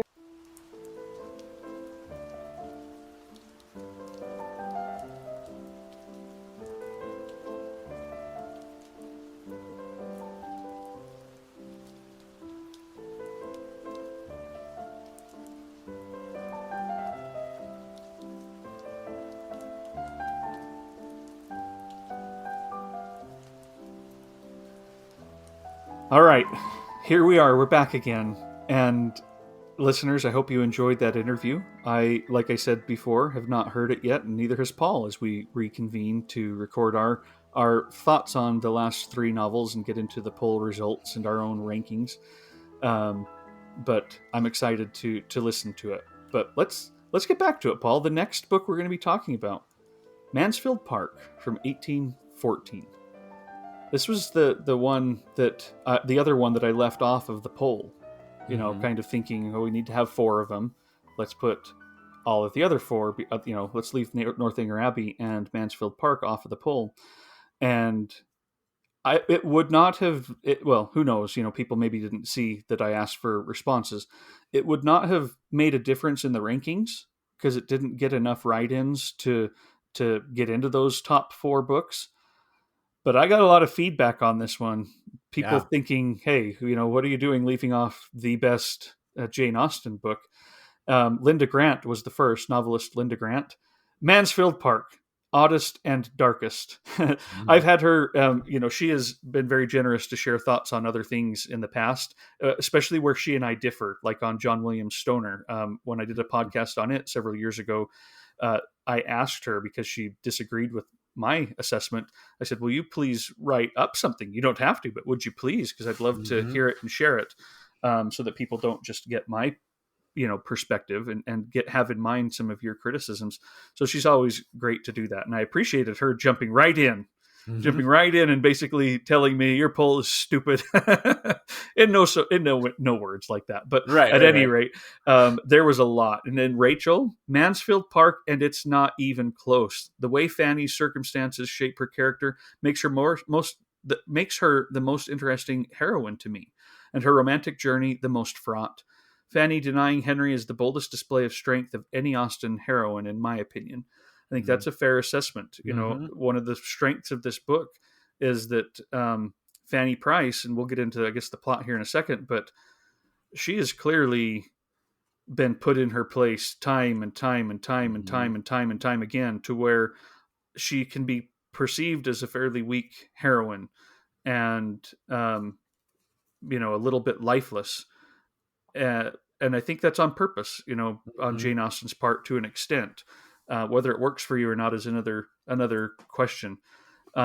Susan Pigman says, Mansfield Park is my favorite, one of her most subtle, complex plots and events that reflect more of the wider world. And then I have a long one here, Paul. You can gear up for this. This is great, though. This is from our good friend Kim, or Cullen Bourne. Cole, as we've often called her in the past, and she wrote a good one. She promised that she would, and here it comes. I don't think I've shared this with you. So this is some thoughts on Mansfield Park.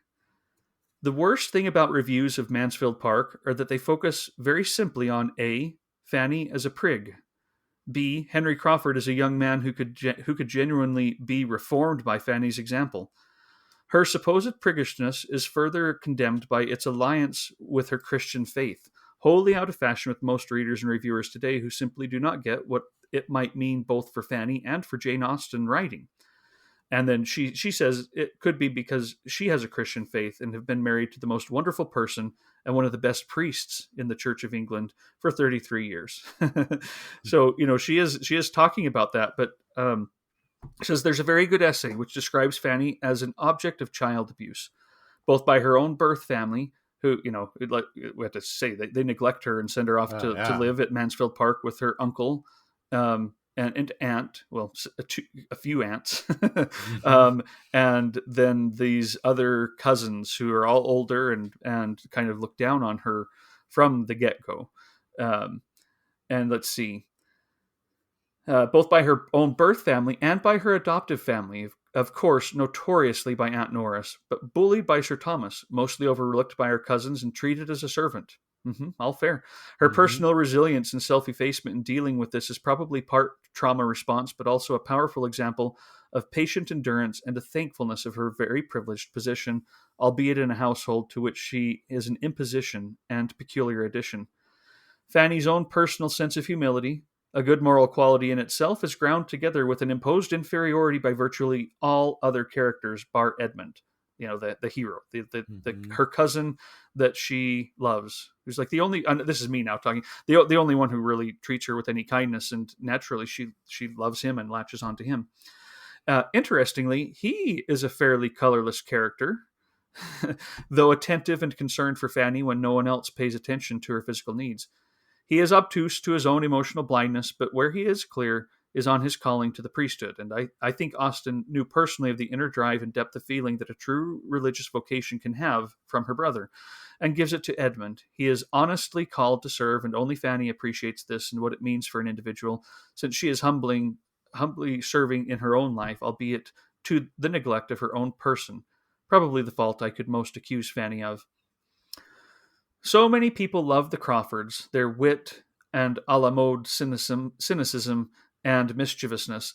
But when you reread Mansfield Park a number of times, you see very plainly that their lives are not just superficial and without a basis of morality, but that to change, to be redeemed, they cannot exert themselves on their own behalf, any more than Lady Bertram can, but look to others to do this for them. Edmund for Mary, although she has no desire to change herself, but far more so for Fanny for Henry.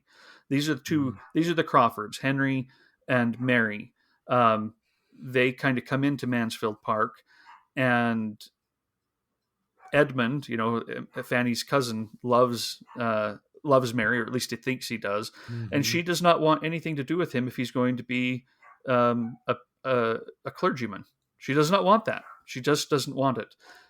He thinks maybe she'll change someday. And then there's Henry, who's kind of a scoundrel and flirts with both of her other cousins, including one who's already engaged and eventually will be married. Mm-hmm. Um, and he eventually falls in love with Fanny, though only because he says at first he's going to make her fall in love with him. Won't that be a nice, fun game to his Right. sister? But yeah, uh, he does start to give glimmers that maybe he would change because of Fanny. Henry does seem to want to change, but not for his own sake, but for Fanny's, and looks to her to make him good. Fanny has to remind him that it is only in oneself that one has the power to become a better person. There are legions of men in the world who insist, like Henry, that a virtuous woman will help them be a better man. It then becomes a woman's responsibility to save them from their bad behavior. Fanny is having none of this. In that sense, a very modern second wave feminist. She believes in mutual support and respect and to get on with the proper work of life, not to be admired as a model of morality. And here's her last paragraph. Says, I absolutely love this book. It's in my top 5 reads ever. It deals with the real pressure to be a certain kind of person, to go along with misbehavior, especially when there is an underlying obligation of duty or gratitude being demanded. I love passive heroes. Christopher Tietjens of Parade's End is another such, and possibly the prince in The Idiot. Even if Fanny is sometimes like a bump on a log, just resolutely, sometimes silently sticking to her resolve, that to me is as heroic as daring do. She has the greatest strength, nerve, heart of all of the Austen heroines. She is their only serious introvert, and for 99% of the book, her suffering, common to all Austen heroines, is hidden, secret and unspoken and unobserved by any other. Every other Austen is light and fluffy compared to this. Persuasion comes second, in my opinion. There is a reason why these are her later books. The play acting, the immense drama of the walk around the woods and interplay of the characters there, the Dickensian sojourn to Fanny's birth family home in Portsmouth. Yeah, very Dickensian. Mm-hmm. It's all got richness and depth of a kind unequaled in the other books. Its focus is on one family, one hearth, and what makes it a lax but strict, cold but welcoming house into a proper home. All best wishes from Kim. Kim, thanks so much for sharing that and giving us all of those thoughts, because I certainly would not have been able to do this justice and present that viewpoint that you do. So really, again, thank you very much for that. Yeah, that was great. I love what she said about the passive strength that Fanny displays because, yeah, when I started rereading this is the one that I probably had the least strong memories of when I revisited it. And I will admit for the first part of the book to kind of being like, Fanny's a little bit of a, wet blanket or just kind of Mhm. like blah. And then as you read You see her as through, her cousins do. yeah, I mean, yeah, honestly. And by the end of the book, I would absolutely agree the complexity of this book. This might be her most complex book in some ways, just all the different things that are going on and in the way that, you know, I don't know, like Henry Crawford is a good example of he is not he is a scoundrel in some ways, but then you start to see the damage that's been done to him and how it's playing out. You see that with Fanny, just like Kim pointed out. So yeah, I don't know. This one really messed up my rankings, or at least called. This is one of the books when I was trying to think of how I would reassess my favorites. This Mhm. one, I may be changing it still in my mind up until the last minute. Thanks to Kim. Yeah, Kim added even more to it. Yeah, the part she mentioned about the play, I think, is one of the parts that I did remember most strongly, and I think that obviously has some huge symbolism going on, playing throughout the rest of the book of just all these different masks people are putting on, and the way Mhm. that they're trying out different things, and who's interacting with who behind what curtain, and all that stuff is very well done. I really like that part. Yeah, and I agree. I think this probably is her most complicated. There's a lot going on in it, and a lot of things that are kind of hidden, which is very admirable. And Mm-hmm. but I'll preview a little bit. I'm not sure for me it comes off in the Mm-hmm. end. But I think, and this is me now, I think it's based on what is it that I'm looking for at any given time. There are times when this could be my favorite Jane Austen book, but I read The Enchanted April last April, and my wife's starting it this April. The spring's out there. You know, I think that is reflected in my rankings of these books. That Mm-hmm. the things that I love about Jane Austen um, aren't as in aren't shown as well in this book. And I'll get into that, like I say, when we get into our rankings here in a minute, because I think it'll play into that. Though I definitely do admire this one, Yeah. and think that Cole is right on with Mm-hmm. a lot of her thoughts. I certainly you know I'm glad that she wrote in, and think I may need to reread this one again sometime in the relatively near future. But at any rate, Yeah. Before we move on to the next one, mm-hmm, there were two quotes from this one that I wanted to touch on, and they're mm-hmm. pretty short. One is just, there will be little rubs and disappointments everywhere, and we are all apt to expect too much. But then, if one scheme of happiness fails, human nature turns to another. If the first calculation is wrong, we make a second better. We find comfort somewhere. And I thought, wow, that was just really Mm-hmm. amazing. And it sums up a lot of what we've been talking about already. And then this is one I thought was interesting. And I feel like it was Jane Austen kind of stepping back and making like a omniscient narrator. So she says, "Let other pens dwell on guilt and misery. I quit such odious subjects as soon as I can, impatient to restore everybody not greatly in fault themselves to tolerable comfort, and to have done with all the rest." And I just thought that was almost like, that could almost be like her tagline for all of her books, because I really like she's impatient to restore everybody not greatly in fault themselves to tolerable comfort. And it's like that nuance there. Like, it's not happily ever after, but it's, if these people have tried to do the right thing, she's going to restore them to tolerable comfort. Like, they're going to have a chance at happiness. And I just really thought, like I said, if she was going to have a tagline for her books these days, the way things are marketed, I feel like that could stand for just her view on a lot of her characters. Awesome. And any adaptations you've seen of Mansfield Park? I don't think I've seen any. How about you? I've seen the one from 1999. It's a film adaptation, and I don't remember it too well, other than that it does show a little bit more of the slavery that is underlying. The the the owner of Mansfield Park, Fanny's uncle, Mm-hmm. is in Antigua for much of this book because of his plantations and things Yeah. there. And so there's a lot on this book about what is this saying about slavery and such. And Mm-hmm. this movie at least throws it in there a bit more as a blight on his character.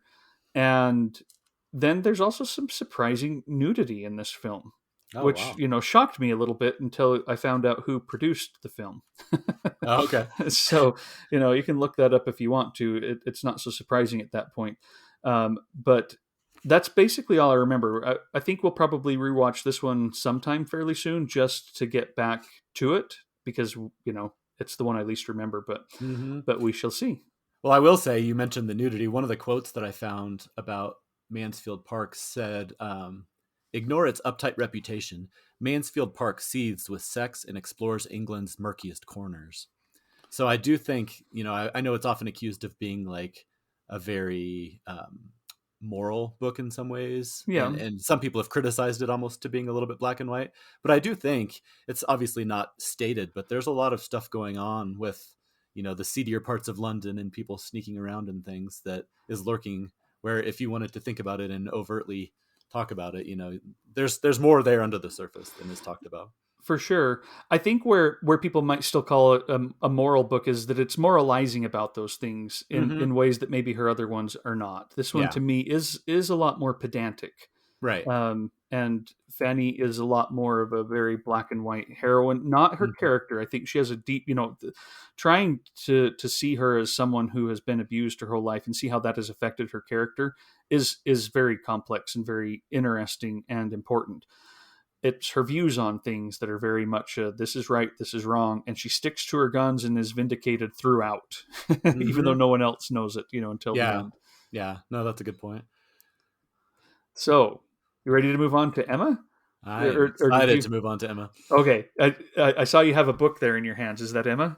That is Emma. Oh, so you're chomping at the bit. I'm ready. You were ready. Well, let me give you one bit of feedback here, and Okay. we cannot mess up Emma because this is Gavin Wolcher's favorite book, and he and his wife named their daughter Emma because of this book. So, Now the pressure's really on. I was yeah, excited. Now I'm nervous. you were excited to start giving it a thrashing. No, not at all. Yeah, this is one that, like we were talking about how when we reassess our views of things, this one continues to rise in my estimation. I just thought I would start just reading the beginning. Emma Woodhouse, handsome, clever, and rich, with a comfortable home and happy disposition, seemed to unite some of the best blessings of existence, and had lived nearly 21 years in the world with very little to distress or vex her. And then it skips down a little bit, and Emma, doing just what she liked, highly esteeming Miss Taylor's judgment, but directed chiefly by her own. The real evils indeed of Emma's situation were the power of having rather too much her own way, and a disposition to think a little too well of herself. These were the disadvantages which threatened alloy to her many enjoyments. The danger, however, was at present so unperceived that they did not by any means rank as misfortunes with her. It's like, talk about just a great introduction to a character. This is very much the opposite of Fanny. She has never really had anything to cause her much trouble. She thinks very well of herself. I don't know. She is I more love her. bold and in her opinions, and will state them, and will meddle with people in order to see her way because she thinks she knows best. Yeah. Well, and Austen even described her as a heroine whom no one but myself will much like. And I love that. Even though many people do love her, but yeah, I love that. What a cool premise to start out with. With a character, you're just like, probably nobody is going to like her besides me, but I'm just going to go for it. So I saw one, before we jump in, about how important I think she is. I saw one critic who argued that Emma was a revolutionary novel which changed the shape of what is possible in fiction because the novel bent narration through the distorting lens of its protagonist's mind. So I just thought I'd mention that before we begin the discussion, because I think that's a really interesting lens to look at it through. Yeah. Well, so I also love Emma. I love her as a character. I love the story. I love the book. I love her meddling. I love the problems that she brings on because of them. I love that she learns from them and is still a good person and compassionate. A lot of what she does because she is, a bit arrogant and thinks that she knows best. But she is trying to influence people for good and ways that she thinks will make them happy. It's it's a pretty special book. I can see why many people, I think, have named their children, Lizzie, but Emma as well, uh, because of these great heroines and their stories. That again, lively characters. Emma is another one of those that I would put right up there at the top of. You just kind of feel like she's real. And so you can be upset by her and love her and feel sorry for her and want the best for her, because she is so fallible, and yet there's something good about her heart. I remember when my wife was reading this one for the first time, she didn't really like Emma. She's like, "Oh, this is so frustrating." And then, speaking of my wife calling her sister to ask what Jane Austen character she thinks she most like, she told me, I think I'm Emma. My wife does.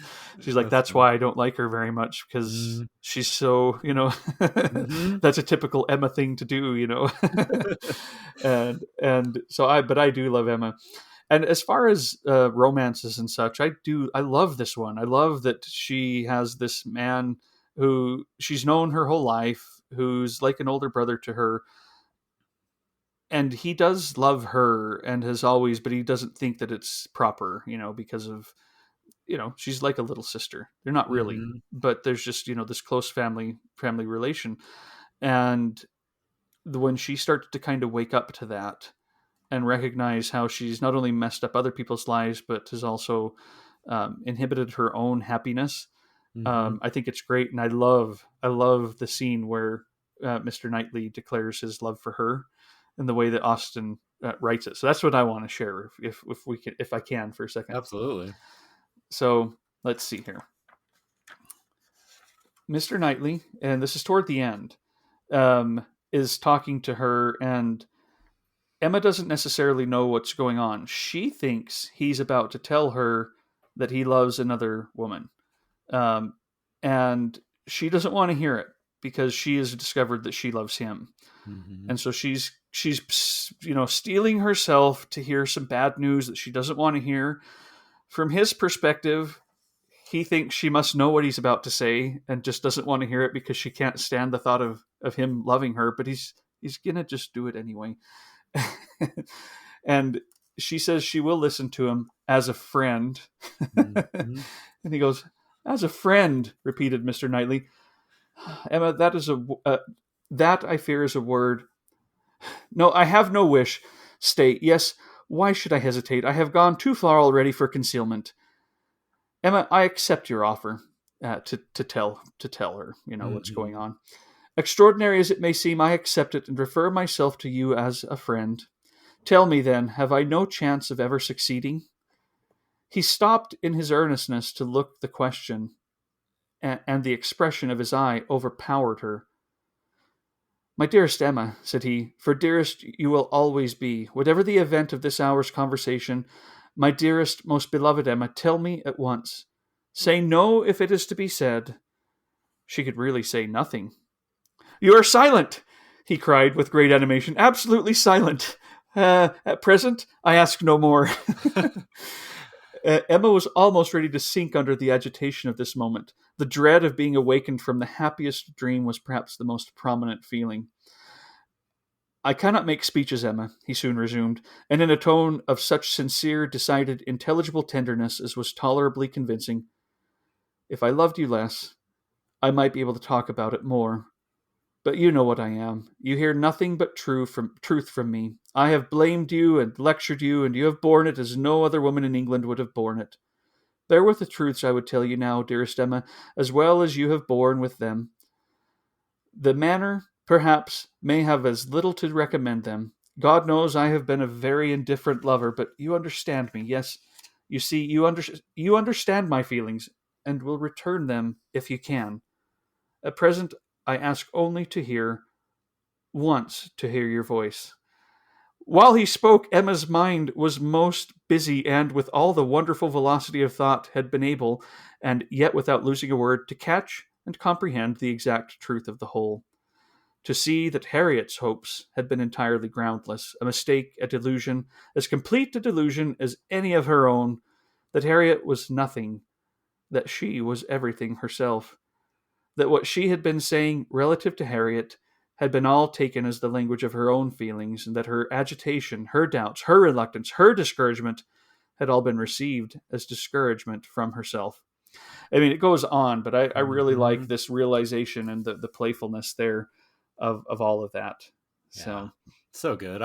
I love that. Was just while you were reading that, I was thinking about how good Austen is at leading the reader along, and there's all these missed chances and misunderstandings, and throughout the book, as the reader, it's like on a movie, where like somebody's looking for someone and they're walking down the street and you see them walk right behind them going the other direction, and it's like, no, they're right there, they're right there. And that's kind of how you feel reading these. Sometimes it's like just one little different word, or if just one little misunderstanding hadn't happened, yeah, everything would have been better. And she leads you right to that point where you're just about to lose it because you're so ready for them to get together. She's so good at that, building up that tension. hmm And that scene right there is so good at kind of that release of just like, finally you get to finally, feel. Yeah. finally, Hmm. I love just one other scene. I'm not going to read it, but just kind of, I feel like it's the point where Emma starts to turn around in this book, where there's that picnic scene oh, where they all go off to this picnic, and it's Frank Churchill is kind of trying to entertain the crowd and kind of impress Emma a little bit, and so he keeps like making up these things. Well, Emma told me to say this, and Emma told me to say this, and so Emma's sitting there kind of uncomfortable, and then hmm eventually, she makes this huge faux pas with Miss Bates, who is this very kind but very frustrating woman, says something that kind of exposes herself a little bit to being dull. And Emma has this time where she could make one of two decisions, and in this instant she chooses to kind of give a zinger, and she really nails her and says something, basically saying how dull she truly is. And there's just this horrible moment where the whole picnic, it's very awkward and everybody just can't believe she actually said it. And I feel like that is one of the key points in the entire book where Emma starts to really realize the damage that she's doing by some of her ways. And it's kind of, I think that precipitates the ending of the novel where she starts to come to this realization and make these connections to who she wants to be. So, that scene, I don't know. I just thought that was one of those that has stuck with me out of all of Jane Austen's books as one of the most powerful. I love it because she doesn't entrench herself and with her pride just say, well, people should accept it. She recognizes that's not what I want to be, and is willing to change and to repent to those she hurts, and be humble in front of them to recognize that she was wrong, and to really make a difference and mend those relationships rather than what others might do in their embarrassment, turn it into pride instead. I love it too.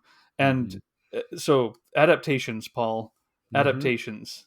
I love all of these that I've seen. Of course, there's Clueless, which is just a fantastic movie in and of itself for so many reasons, but it takes the Emma plot and does such a wonderful job with it. But I love the 1996 film with Gwyneth Paltrow. It's soft, it's whimsical, it's delightful. And I really love the 2009 series that it was on TV. I think it's another one of these British television ones that plays over a few episodes, because it's a little bit, it recognizes and introduces a little bit more of the darkness and the sadness for Emma. I think it does such a great job. It's still fun, still delightful, but it's a little bit more serious, I think, than the Gwyneth Paltrow version. And then we've got the recent 2021 where Anya Taylor-Joy plays Emma, and it is so quirky. It and is. so, I when we started to watch that one, I was the first maybe 5 or 10 minutes, I was like, oh, what is going on here? I don't know if I can get quite on this film's wavelength. And then all of a sudden I was, and Miranda Hart playing Mrs. Bates is so funny as well, or Miss Bates is so funny as well.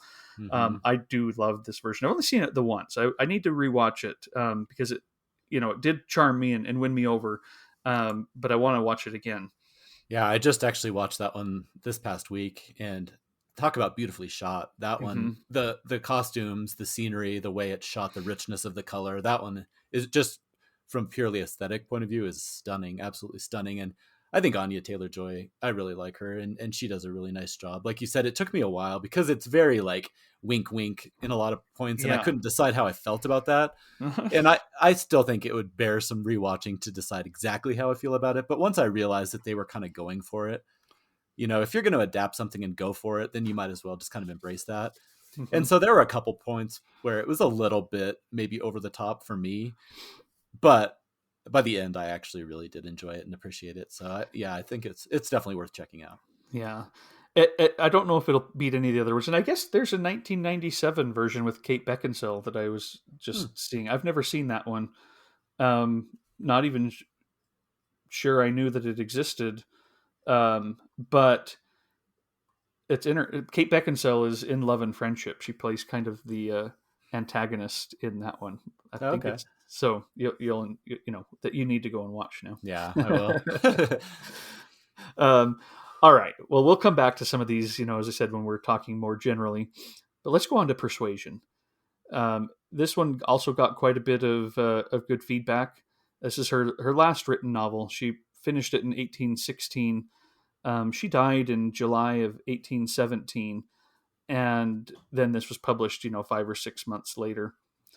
And these are some of the responses from Rowena Monde. Persuasion. I just love the growth in the main characters. They are so very human and relatable. Stephanie Salmon. Persuasion. The older I get, the more it resonates with me. A regular reread. I would say this could have been a good contender for our Autumn Reads episode last year, by the way. Both for the setting that sometimes is in autumn, and also for the autumn feeling of life. Right. Some things of summer and spring have passed. Rachel Malik. Persuasion has this focus on second relationships as well as second chances, which is just so interesting. It exposes the dangers of the Austen social world in a very different way from the others. And then Audrey Bakes says, I love all of them, but while others are more joyous, for me, Persuasion is the most moving. and it still has moments of great humor. Mary Musgrove cracks me up, yes, and steamy romance. The concert scene, which surprised me the last time I reread it. So there's some of the feedback from folks who said this was their favorite Jane Austen book. What do you think, Paul? What are some of your thoughts on Persuasion? Did you say you just finished this one, or are you just reading this one? Yeah, just last night actually. I love it. I think it's fascinating. Kind of what people were touching on there is this is the only one where the heroine is not washed up, but she's an ancient 27 at the time. Yes, yes. No, but she just has that feeling the way they say it past her bloom. Right. Exactly. Yeah. And so I think it's really fascinating from that perspective of just so many of the other heroines are, young or coming into their prime or in their very prime, according to the society standards. And it's really fascinating that Anne is perceived as older. They talk a lot about how her looks aren't what they used to be, and all these types of things. And so I think that part is really interesting. And I also think it's interesting how she, through societal pressure and familial pressure, rejected this proposal early in her life. And even at the time, she didn't know if that was the right thing to do. And now she has lived with this regret and kind of the ramifications in that society of getting older, and maybe she's just always going to be alone. And it's got some very interesting currents running through it that are very different from some of the other books that I really like. And I like the idea of second chances and second relationships. It's not always somebody sweeping you off your feet. It's, she has that awkwardness of meeting an old lover and kind of, there's these scenes where they're thrown together and it's just very awkward and they don't know what to say to each other. And they have all this unspoken history that's kind of bubbling under the surface. And they both assume the other one hates them in a way. There's, they had this connection and they both think the other one still judges them for it. And partially therefore then judges the other person for being so cold. It's not like, oh, I still love you unconditionally. It's like, I still love you and you don't love me, and how could you be so cold? There's that resentment a little bit. Yeah, it's another, Austen is so good at the subtleties of being a human, and I think that's one that I don't know that she covers anywhere else in her books, but just that whole the past history and how that's all playing under the surface in all of our relationships and these sometimes, incorrect assumptions we're making about people, who we've known from the past. So that part, I think, when I was rereading it, really resonated with me. And then I also, speaking of kind of older people, I think so many of the people who've been married for a long time in Austen novels are not exemplary. They're a little tired of each other. Yeah. I mean, like the Bennets, or for example, and I really just appreciated Admiral Croft and his wife, their relationship, because they've been together forever and they just love to hang out together. Like when they're driving down the road, she grabs the reins from him and starts steering for a while and telling him where to go. And they just, I don't know, it was just really refreshing to have a couple who had been married for, I don't know how long, I don't know exactly how old they are, but I think there are times within the story where Anne will kind of look at them and you can sense there's some admiration there and a little bit of awe at just the fact that how well they get along after all these years. And they're still just kind of going through life. They're just friends, and they do things together. And so anyway, that was another couple of characters who really stuck out to me on this rereading. And I really like some of the lines in here, especially how at the very beginning she introduces Anne and her sisters. So there's Elizabeth, the oldest, who is her father, who's just an awful person. A spendthrift baronet who definitely thinks that that's anybody's claim to real worth in the world is their title.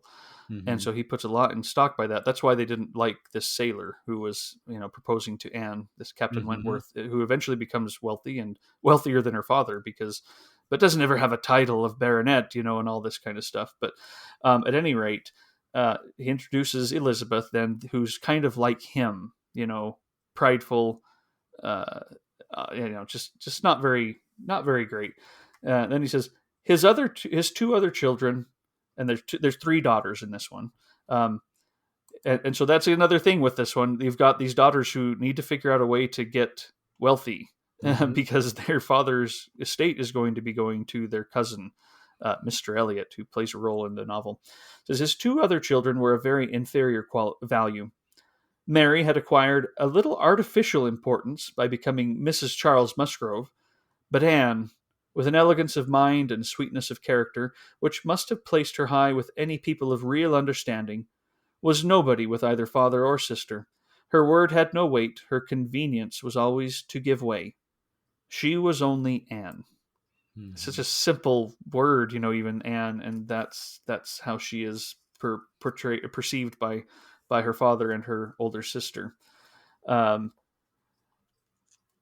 it's not quite in the same fun way as like John Dashwood and Mrs. Dashwood in Sense and Sensibility, where they're awful people, prideful, but Jane Austen's more having fun with it, like biting into there in a way that you can kind of laugh at. Here it's like, oh, those guys are really, really awful people. Yeah, absolutely. No, it's a, I don't know if darker. It's not darker, but it does feel, like you said, mature, I guess maybe is the right word. You can tell that it was the last one that she wrote, and it has, I don't know, it just feels different than the other ones. It's got a sadness to it and a maturity to it that is really interesting. And it's a small book too. Yeah, and thinking of like with Emma, with the narrative being distorted by the heroine, and kind of changing how things go. This is very much that way too, because we don't know. We always get Captain Wentworth through the perspective of Anne, and she sees him angry, she sees him upset, and she sees, all these different things, and for her, that is him not really wanting to be with her. She sees him flirting with the two younger Musgrove girls. She can't figure him out, and so I love how this book, the way they come to figure each other out, is through subtext, through listening to what each other is saying and not saying, and trying to get little clues. And finally, when Anne starts to suspect, like, oh, he might still have feelings for me, then the way she's talking to so-and-so, hoping he's overhearing, is to give him some clues. Women are not inconstant. And that's actually one of these lines. She's talking to Captain Harville, and Captain Wentworth, the man she loves, is listening, and she knows it. And they're talking about how inconstant a woman's heart is, or a man's, and she kind of goes and says, no, that's not a fair assessment of women. She says, we certainly do not forget you as soon as you forget us, meaning men and women. It is perhaps our fate rather than our merit. We cannot help ourselves. We live at home, quiet, confined, and our feelings prey upon us. You are forced on exertion. You have always a profession, pursuits, business of some sort or other to take you back into the world immediately, and continual occupation and change soon weakens impressions. And I really like how she's saying that in a way of both criticizing Captain Wentworth, but also of indicating to him, I haven't changed. I've been here the whole time. I am not changing. And there's a lot here in this chapter that kind of talks about that, where she's saying it for Captain Wentworth, but also these kind of critiques about the roles of men and women. This is found throughout Austen's work, but here these are pretty serious here. And she's talking about writing, because Captain Harville is like, well, every book talks about the inconstancy of women. Every poem does. And she goes, yes, if you please, no reference to examples in books. Men have had every advantage of telling of us in telling their own story. Education has been theirs in so much higher a degree. The pen has been in their hands. I will not allow books to prove anything. Wow. It's that's pretty cutting and true and astute.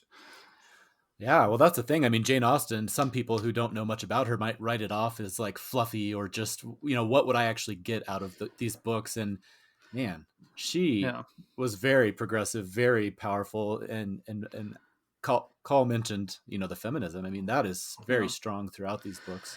I agree, and I think a lot of people pass them off as, oh, she's just falling into this thing. The best thing for all of her characters is to marry, and that how retro, great is that? Well, No, these are people who have. This is the society she lives in, and when you Right. read it, it is horrific to think that this is actually the case, and that you see people doing this and being sad. You see Lizzie Bennet's friend marrying Mr. Collins Hmm. because she has no better prospect. She needs to do this, or she's going to be destitute. It isn't just like, oh, I need to marry somebody for morality's sake. It's I need to marry somebody, or I am homeless, Hmm. and will die. And he is as good a person as any I'm going to ever get. Yeah. And that's inherent in the critiques here. I mean, yes, the characters fall in love and want to marry for love and all of that, but there is criticism here. I mean, even all the way back in Northanger Abbey about some of this stuff that's going on. Yeah, absolutely. And I don't think it's so simplistic as to say it's naive. No, I think way too often she's written off as all of those things that you just described about, the fairy tale or women sitting around chatting in a parlor or something, and that's clearly people who have not spent time getting to know these books, and that was one of the things I think that that makes me continue to love them, is just the power that's involved in these, and I don't know, she's just so good at revealing some of this stuff, whether it's personal or societal. It's pretty amazing. Well, adaptations of Persuasion. I've only seen the one 1995 BBC film with Kieran Hines playing Captain Wentworth, um, and I really like it. It's really well done. I thought it was really pretty and powerful, and one that I've always loved. It's been a while since I've seen it, but I've seen it a few times, and I understand. I may get this wrong, but I understand maybe like there's a new one coming out, or at least in pre-production, that might be coming out. And I'm not sure if it's a period piece or if they're trying to put it into some other time period. It Mm, might be on Netflix someday. I was just looking at reports and I didn't copy them yeah. down. But at any rate, there seems to be another adaptation on its way. Whether we'll like it or not, I guess remains to be seen. But I'm hopeful. I mean, this may be a little bit silly, um, but I could keep on watching new adaptations of these, just like most of the rest of the world can watch new adaptations of Spider-Man. That's a great point. Yeah, give me these any day over the Marvel movies for sure. Yeah, no, I'm with you. And it's weird because I feel so protective of the text in some ways. So I don't know. Depending on how the adaptation is done, I can have pretty strong reactions one way or the other. But I still welcome them, and I think it's amazing how powerful these books are, again, that are written off so much, but how much of an impact they continue to have on our culture in so many ways, even if it's the dumb spin-offs of, what is it, like Pride and Prejudice and Zombies and all these things. I mean, like, or all the romance books that are written based in this world. It's amazing how many Regency different romances, yeah, still just how fly many off the different shelves. ways they keep rippling out. Somebody who could be put into this little box like Jane Austen and just put on a shelf, and that's what she does. No, I mean, I think that speaks to how powerful she's been too, the way that she continues all these years later to just have these huge impacts on our society. It's pretty amazing. It is. Yeah, it's admirable. And I love learning more about her. We haven't really talked about her and her biography, and partially because I'm not I could say the cliche things, oh, she never married, she, Mm-hmm. blah blah blah. Her brother was in the clergy, but I do love reading about her biography. There's the Claire Tomlin that came out. I've Mm-hmm. probably been 20 years now. I read it when it first came out and really enjoyed that. I do like learning more about her and her thoughts, even though I never feel like I know who she is. I I know. don't feel like she's super knowable. No. Um, Maybe a little bit like Shakespeare in that way. Like you can glean things and try and figure things out from her books, but it's hard to put it all as biographical Yeah. and where she's cutting and where she isn't and all of that. But it's Well, kind of fun. a few years ago, my wife got me the Folio Society. They have such Hmm. gorgeous books, and she bought me Jane Austen's letters, which I will admit I have not yet read, but I'm curious to read and get some little glimpses maybe into more about her personality. But one thing I think about when I read her biography is just, she died at the age of 41. Mm-hmm. Like, what a loss to the world. Like, can you imagine just where she might have gone? She had died while partway through writing Sanditon, but Mm-hmm. seeing how she progressed from Northanger Abbey up to Persuasion, and just how much she changed, and the different topics she was touching on. I just, And the different you wonder what. ways, sorry, the Yeah. different ways that she is writing these books, the Hmm. different. the different narrative techniques that she is spearheading. Mm-hmm. Sorry, go ahead. No, absolutely. I know. I was just going to say, I mean, you just wonder what might have come. It's one of those tragedies just to think of these great works that might have been if we could have made a top 10 listing and there were 10 books to go through, or something like that. Mm-hmm. But yeah. Well, let's do this now. So we got our poll results from people on Twitter. I'll just run through those, and then we have to do ours to kind of cap off this episode in a foolish way. Yeah. Northanger Abbey, like I say, had just a couple of votes, a few votes there. Mansfield Park had 9. I got the feedback, but still only 9 who said Mm-hmm. Mansfield's my favorite. So I only counted those 9. This is where I started to get a little bit surprised, though. These are now in the percentages, so I'm going to give full percentages of the poll results. Sense and Sensibility in 4th place. What is going on here, folks? This is why Simon had to jump in. But it's not so much the placement as it was 7.7% is all. Emma in 3rd. This was really causing Gavin some problems. I think he stayed off Twitter for a while after this. Just couldn't handle this irreverence towards his steam coming out of his ears. Yeah, it got 17.4% of the vote, so not even a fifth. Pride and Prejudice is in 2nd place. Wow. With 33.8% of the vote. Pretty good margin. That's a third of the people. Mm-hmm. Persuasion still blew everything out of the water with 41.4% of the vote. Like, that's if you put 2 books head to head, you expect those kinds of numbers of 41, percent. Usually when you have this many options, they're more in the teens and 20s, percent. But people really came out for Persuasion. 41.4% of people voted for Persuasion. That's fascinating. This is in a poll that includes books like Emma and Sense and Sensibility and Pride and Prejudice. Still Persuasion. Just, I did not expect that. No. And here's where I'll start to kind of give my hand a little bit with my poll. I would have agreed with this poll when I did it, before I'd reread some of these. I had Persuasion as my favorite for a good couple of decades. Yeah. What's your favorite Jane Austen book? Well, I love them all, but Persuasion is my favorite. It's not there anymore, Paul. Interesting. It's not there anymore. And I'm a little bit surprised, and maybe I feel like I'm betraying myself, but no, it's very interesting. I had a very similar experience. Do you want to dig in first, or how do you want to do this? All right. Should we go like 6 through 1 and kind of both like take turns? I don't know what the best way. I don't know if it's best just to spit it out, and then just chat about it, or to do it this way. But okay, I'll go ahead, because I probably already tipped my hand a little bit too. My number 6, Mansfield Park. I admire this one for many reasons, but I do not love it. And I think, again, it has a lot to do with what I'm looking for. I find a lot of it to be fairly pedantic again. I do find Fanny, as much as I admire the depth of her character, I find her positions on things and her stalwartness to be kind of boring. A little bit,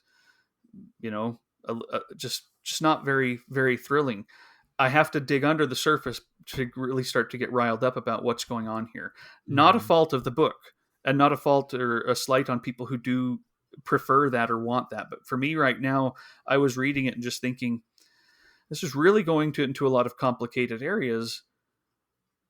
And then there's this one, view on them that is clearly being presented as right. And, all the amoral characters are perpetually amoral. I like the ones where people have a change. Emma, I love that she is so flawed and changes. Lizzie Bennet, flawed and changes. Marianne Dashwood. I mean, these are the ones I talked about as we were going through this, of my favorite characters. Even, if I'm looking at this, even Anne Elliot in Persuasion was a little bit more boring to me this time around, because she's very much just kind of there and constant in her views and in her love and in her worth. She's great, but she doesn't her change is to recognize her, that Captain Wentworth still loves her. But I don't find that particularly interesting right now. I'm looking for that. And I'll admit it, the romance. Mansfield Park stinks when it comes to romance. I mean, look at so yes, Fanny Price loves loves Edmund. They get together in the most offhanded, just, oh, I need to bring this to a close kind of way that while I like the paragraph, here it is, very end of Mansfield Park. This is talking about kind of wrapping everybody else up a little bit. And basically, it's like, oh, and eventually Edmund and Fanny do come together and start to love each other. And whether Fanny herself were not growing as dear, as important to him in all her smiles and all her ways as Mary Crawford had ever been. I mean, that's not a very high compliment. And whether it might not be a hopeful undertaking to persuade her that her warm and sisterly regard for him would be the foundation enough for wedded love.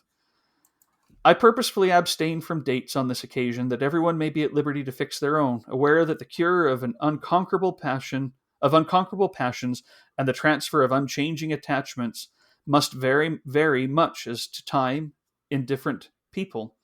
I only entreat everybody to believe that exactly at the time when it was quite natural that it should be so, and not a week earlier, Edmund did cease to care about Miss Crawford and became as anxious to marry Fanny as Fanny herself could desire.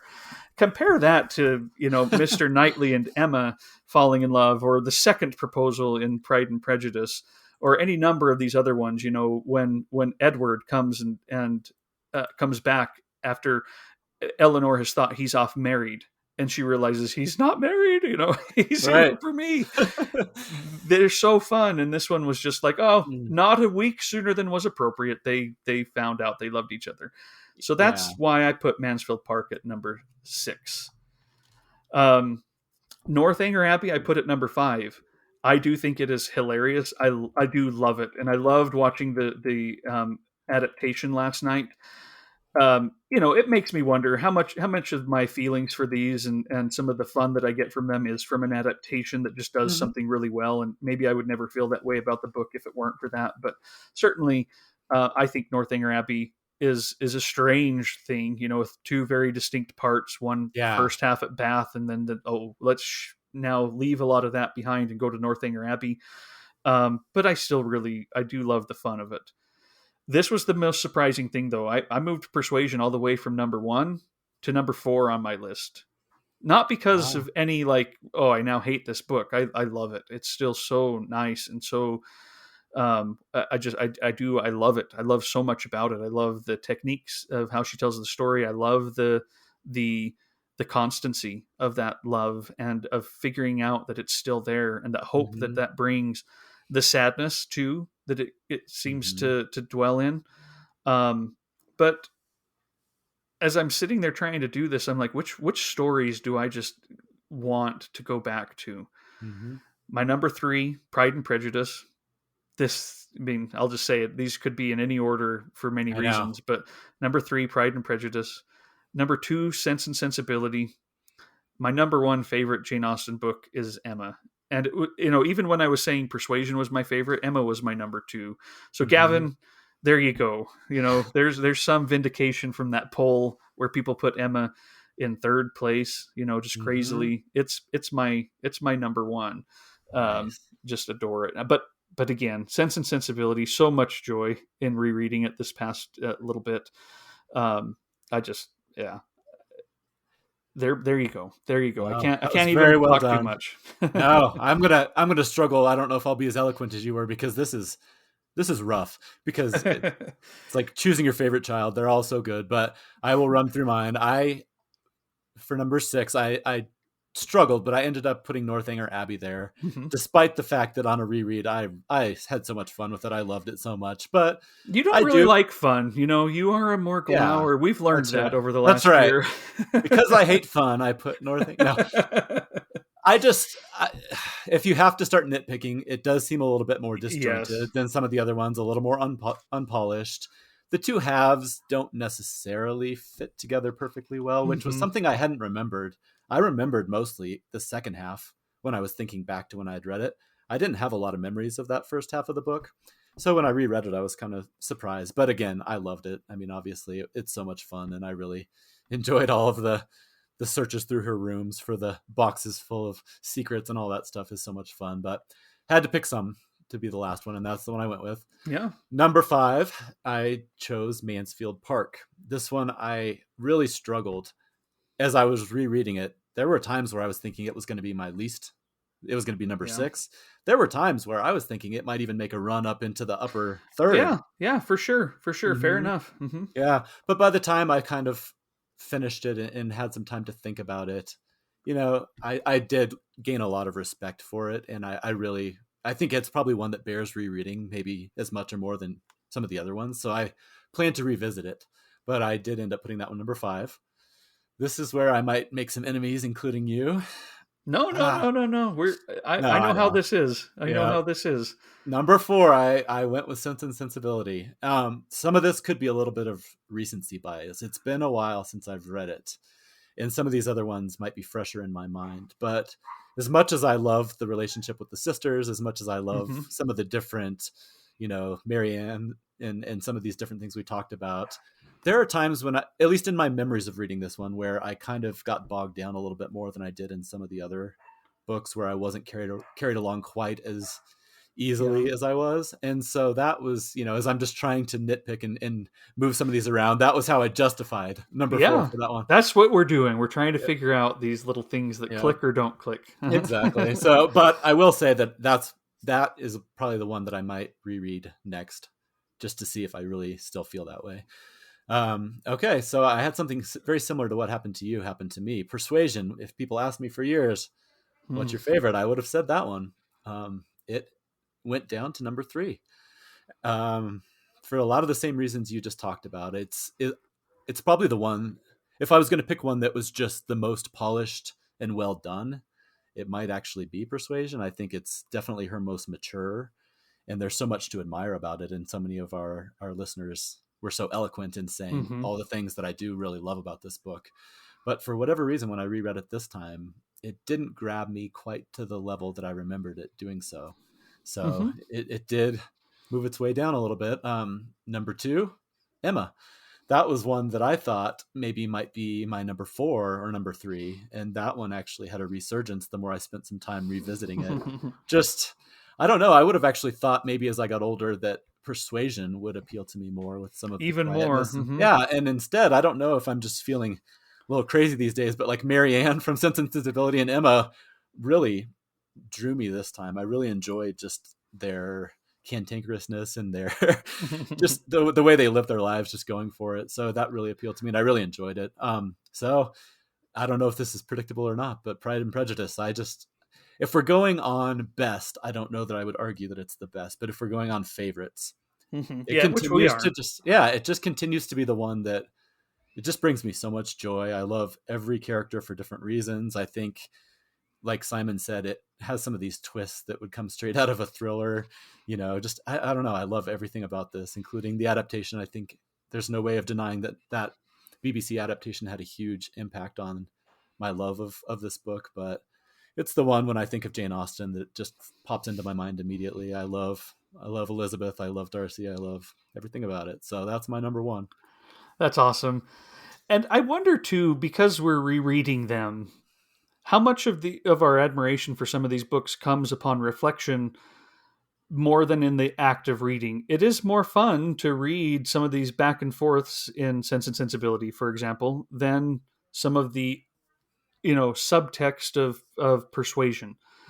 And if in a year when it's a little bit further back in my mind, if some of the implications of it change the order yet again, I might not be too surprised. But looking at it just from the joy of sitting down and with a book, this is where we both landed, I think. So yeah, that was fun. That was fun. That was really fun. It was tough, but not in a bad way. And yeah, to your point, I mean, I think if I looked at this list in a month, who knows? There might be some subtle shifting going on, even like as you're just sitting there mulling them over and thinking about them, different things pop up. So again, though, that's one of the things about Jane Austen that's so powerful, is just she's one to revisit throughout your life. And every single time you will find new things to enjoy. And it's amazing. Oh boy. Well, Paul, we have gone long. We'll see if we break this into 2 parts. I guess we'll see what feels natural when we have it all ready to put together. But you, I believe, have an interview or a fun conversation coming up here in a little bit. Yep. And I think we have stayed long enough in the room. It's time to make our way back to the carriage and off. So, listeners, right. thanks so much for joining us this time around, and an indulgent but hopefully delightfully so look through one of our, I think for both of us, one of our favorite authors and we've been looking forward to this episode for a long time. Yep. Thank you so much, everybody. Appreciate it.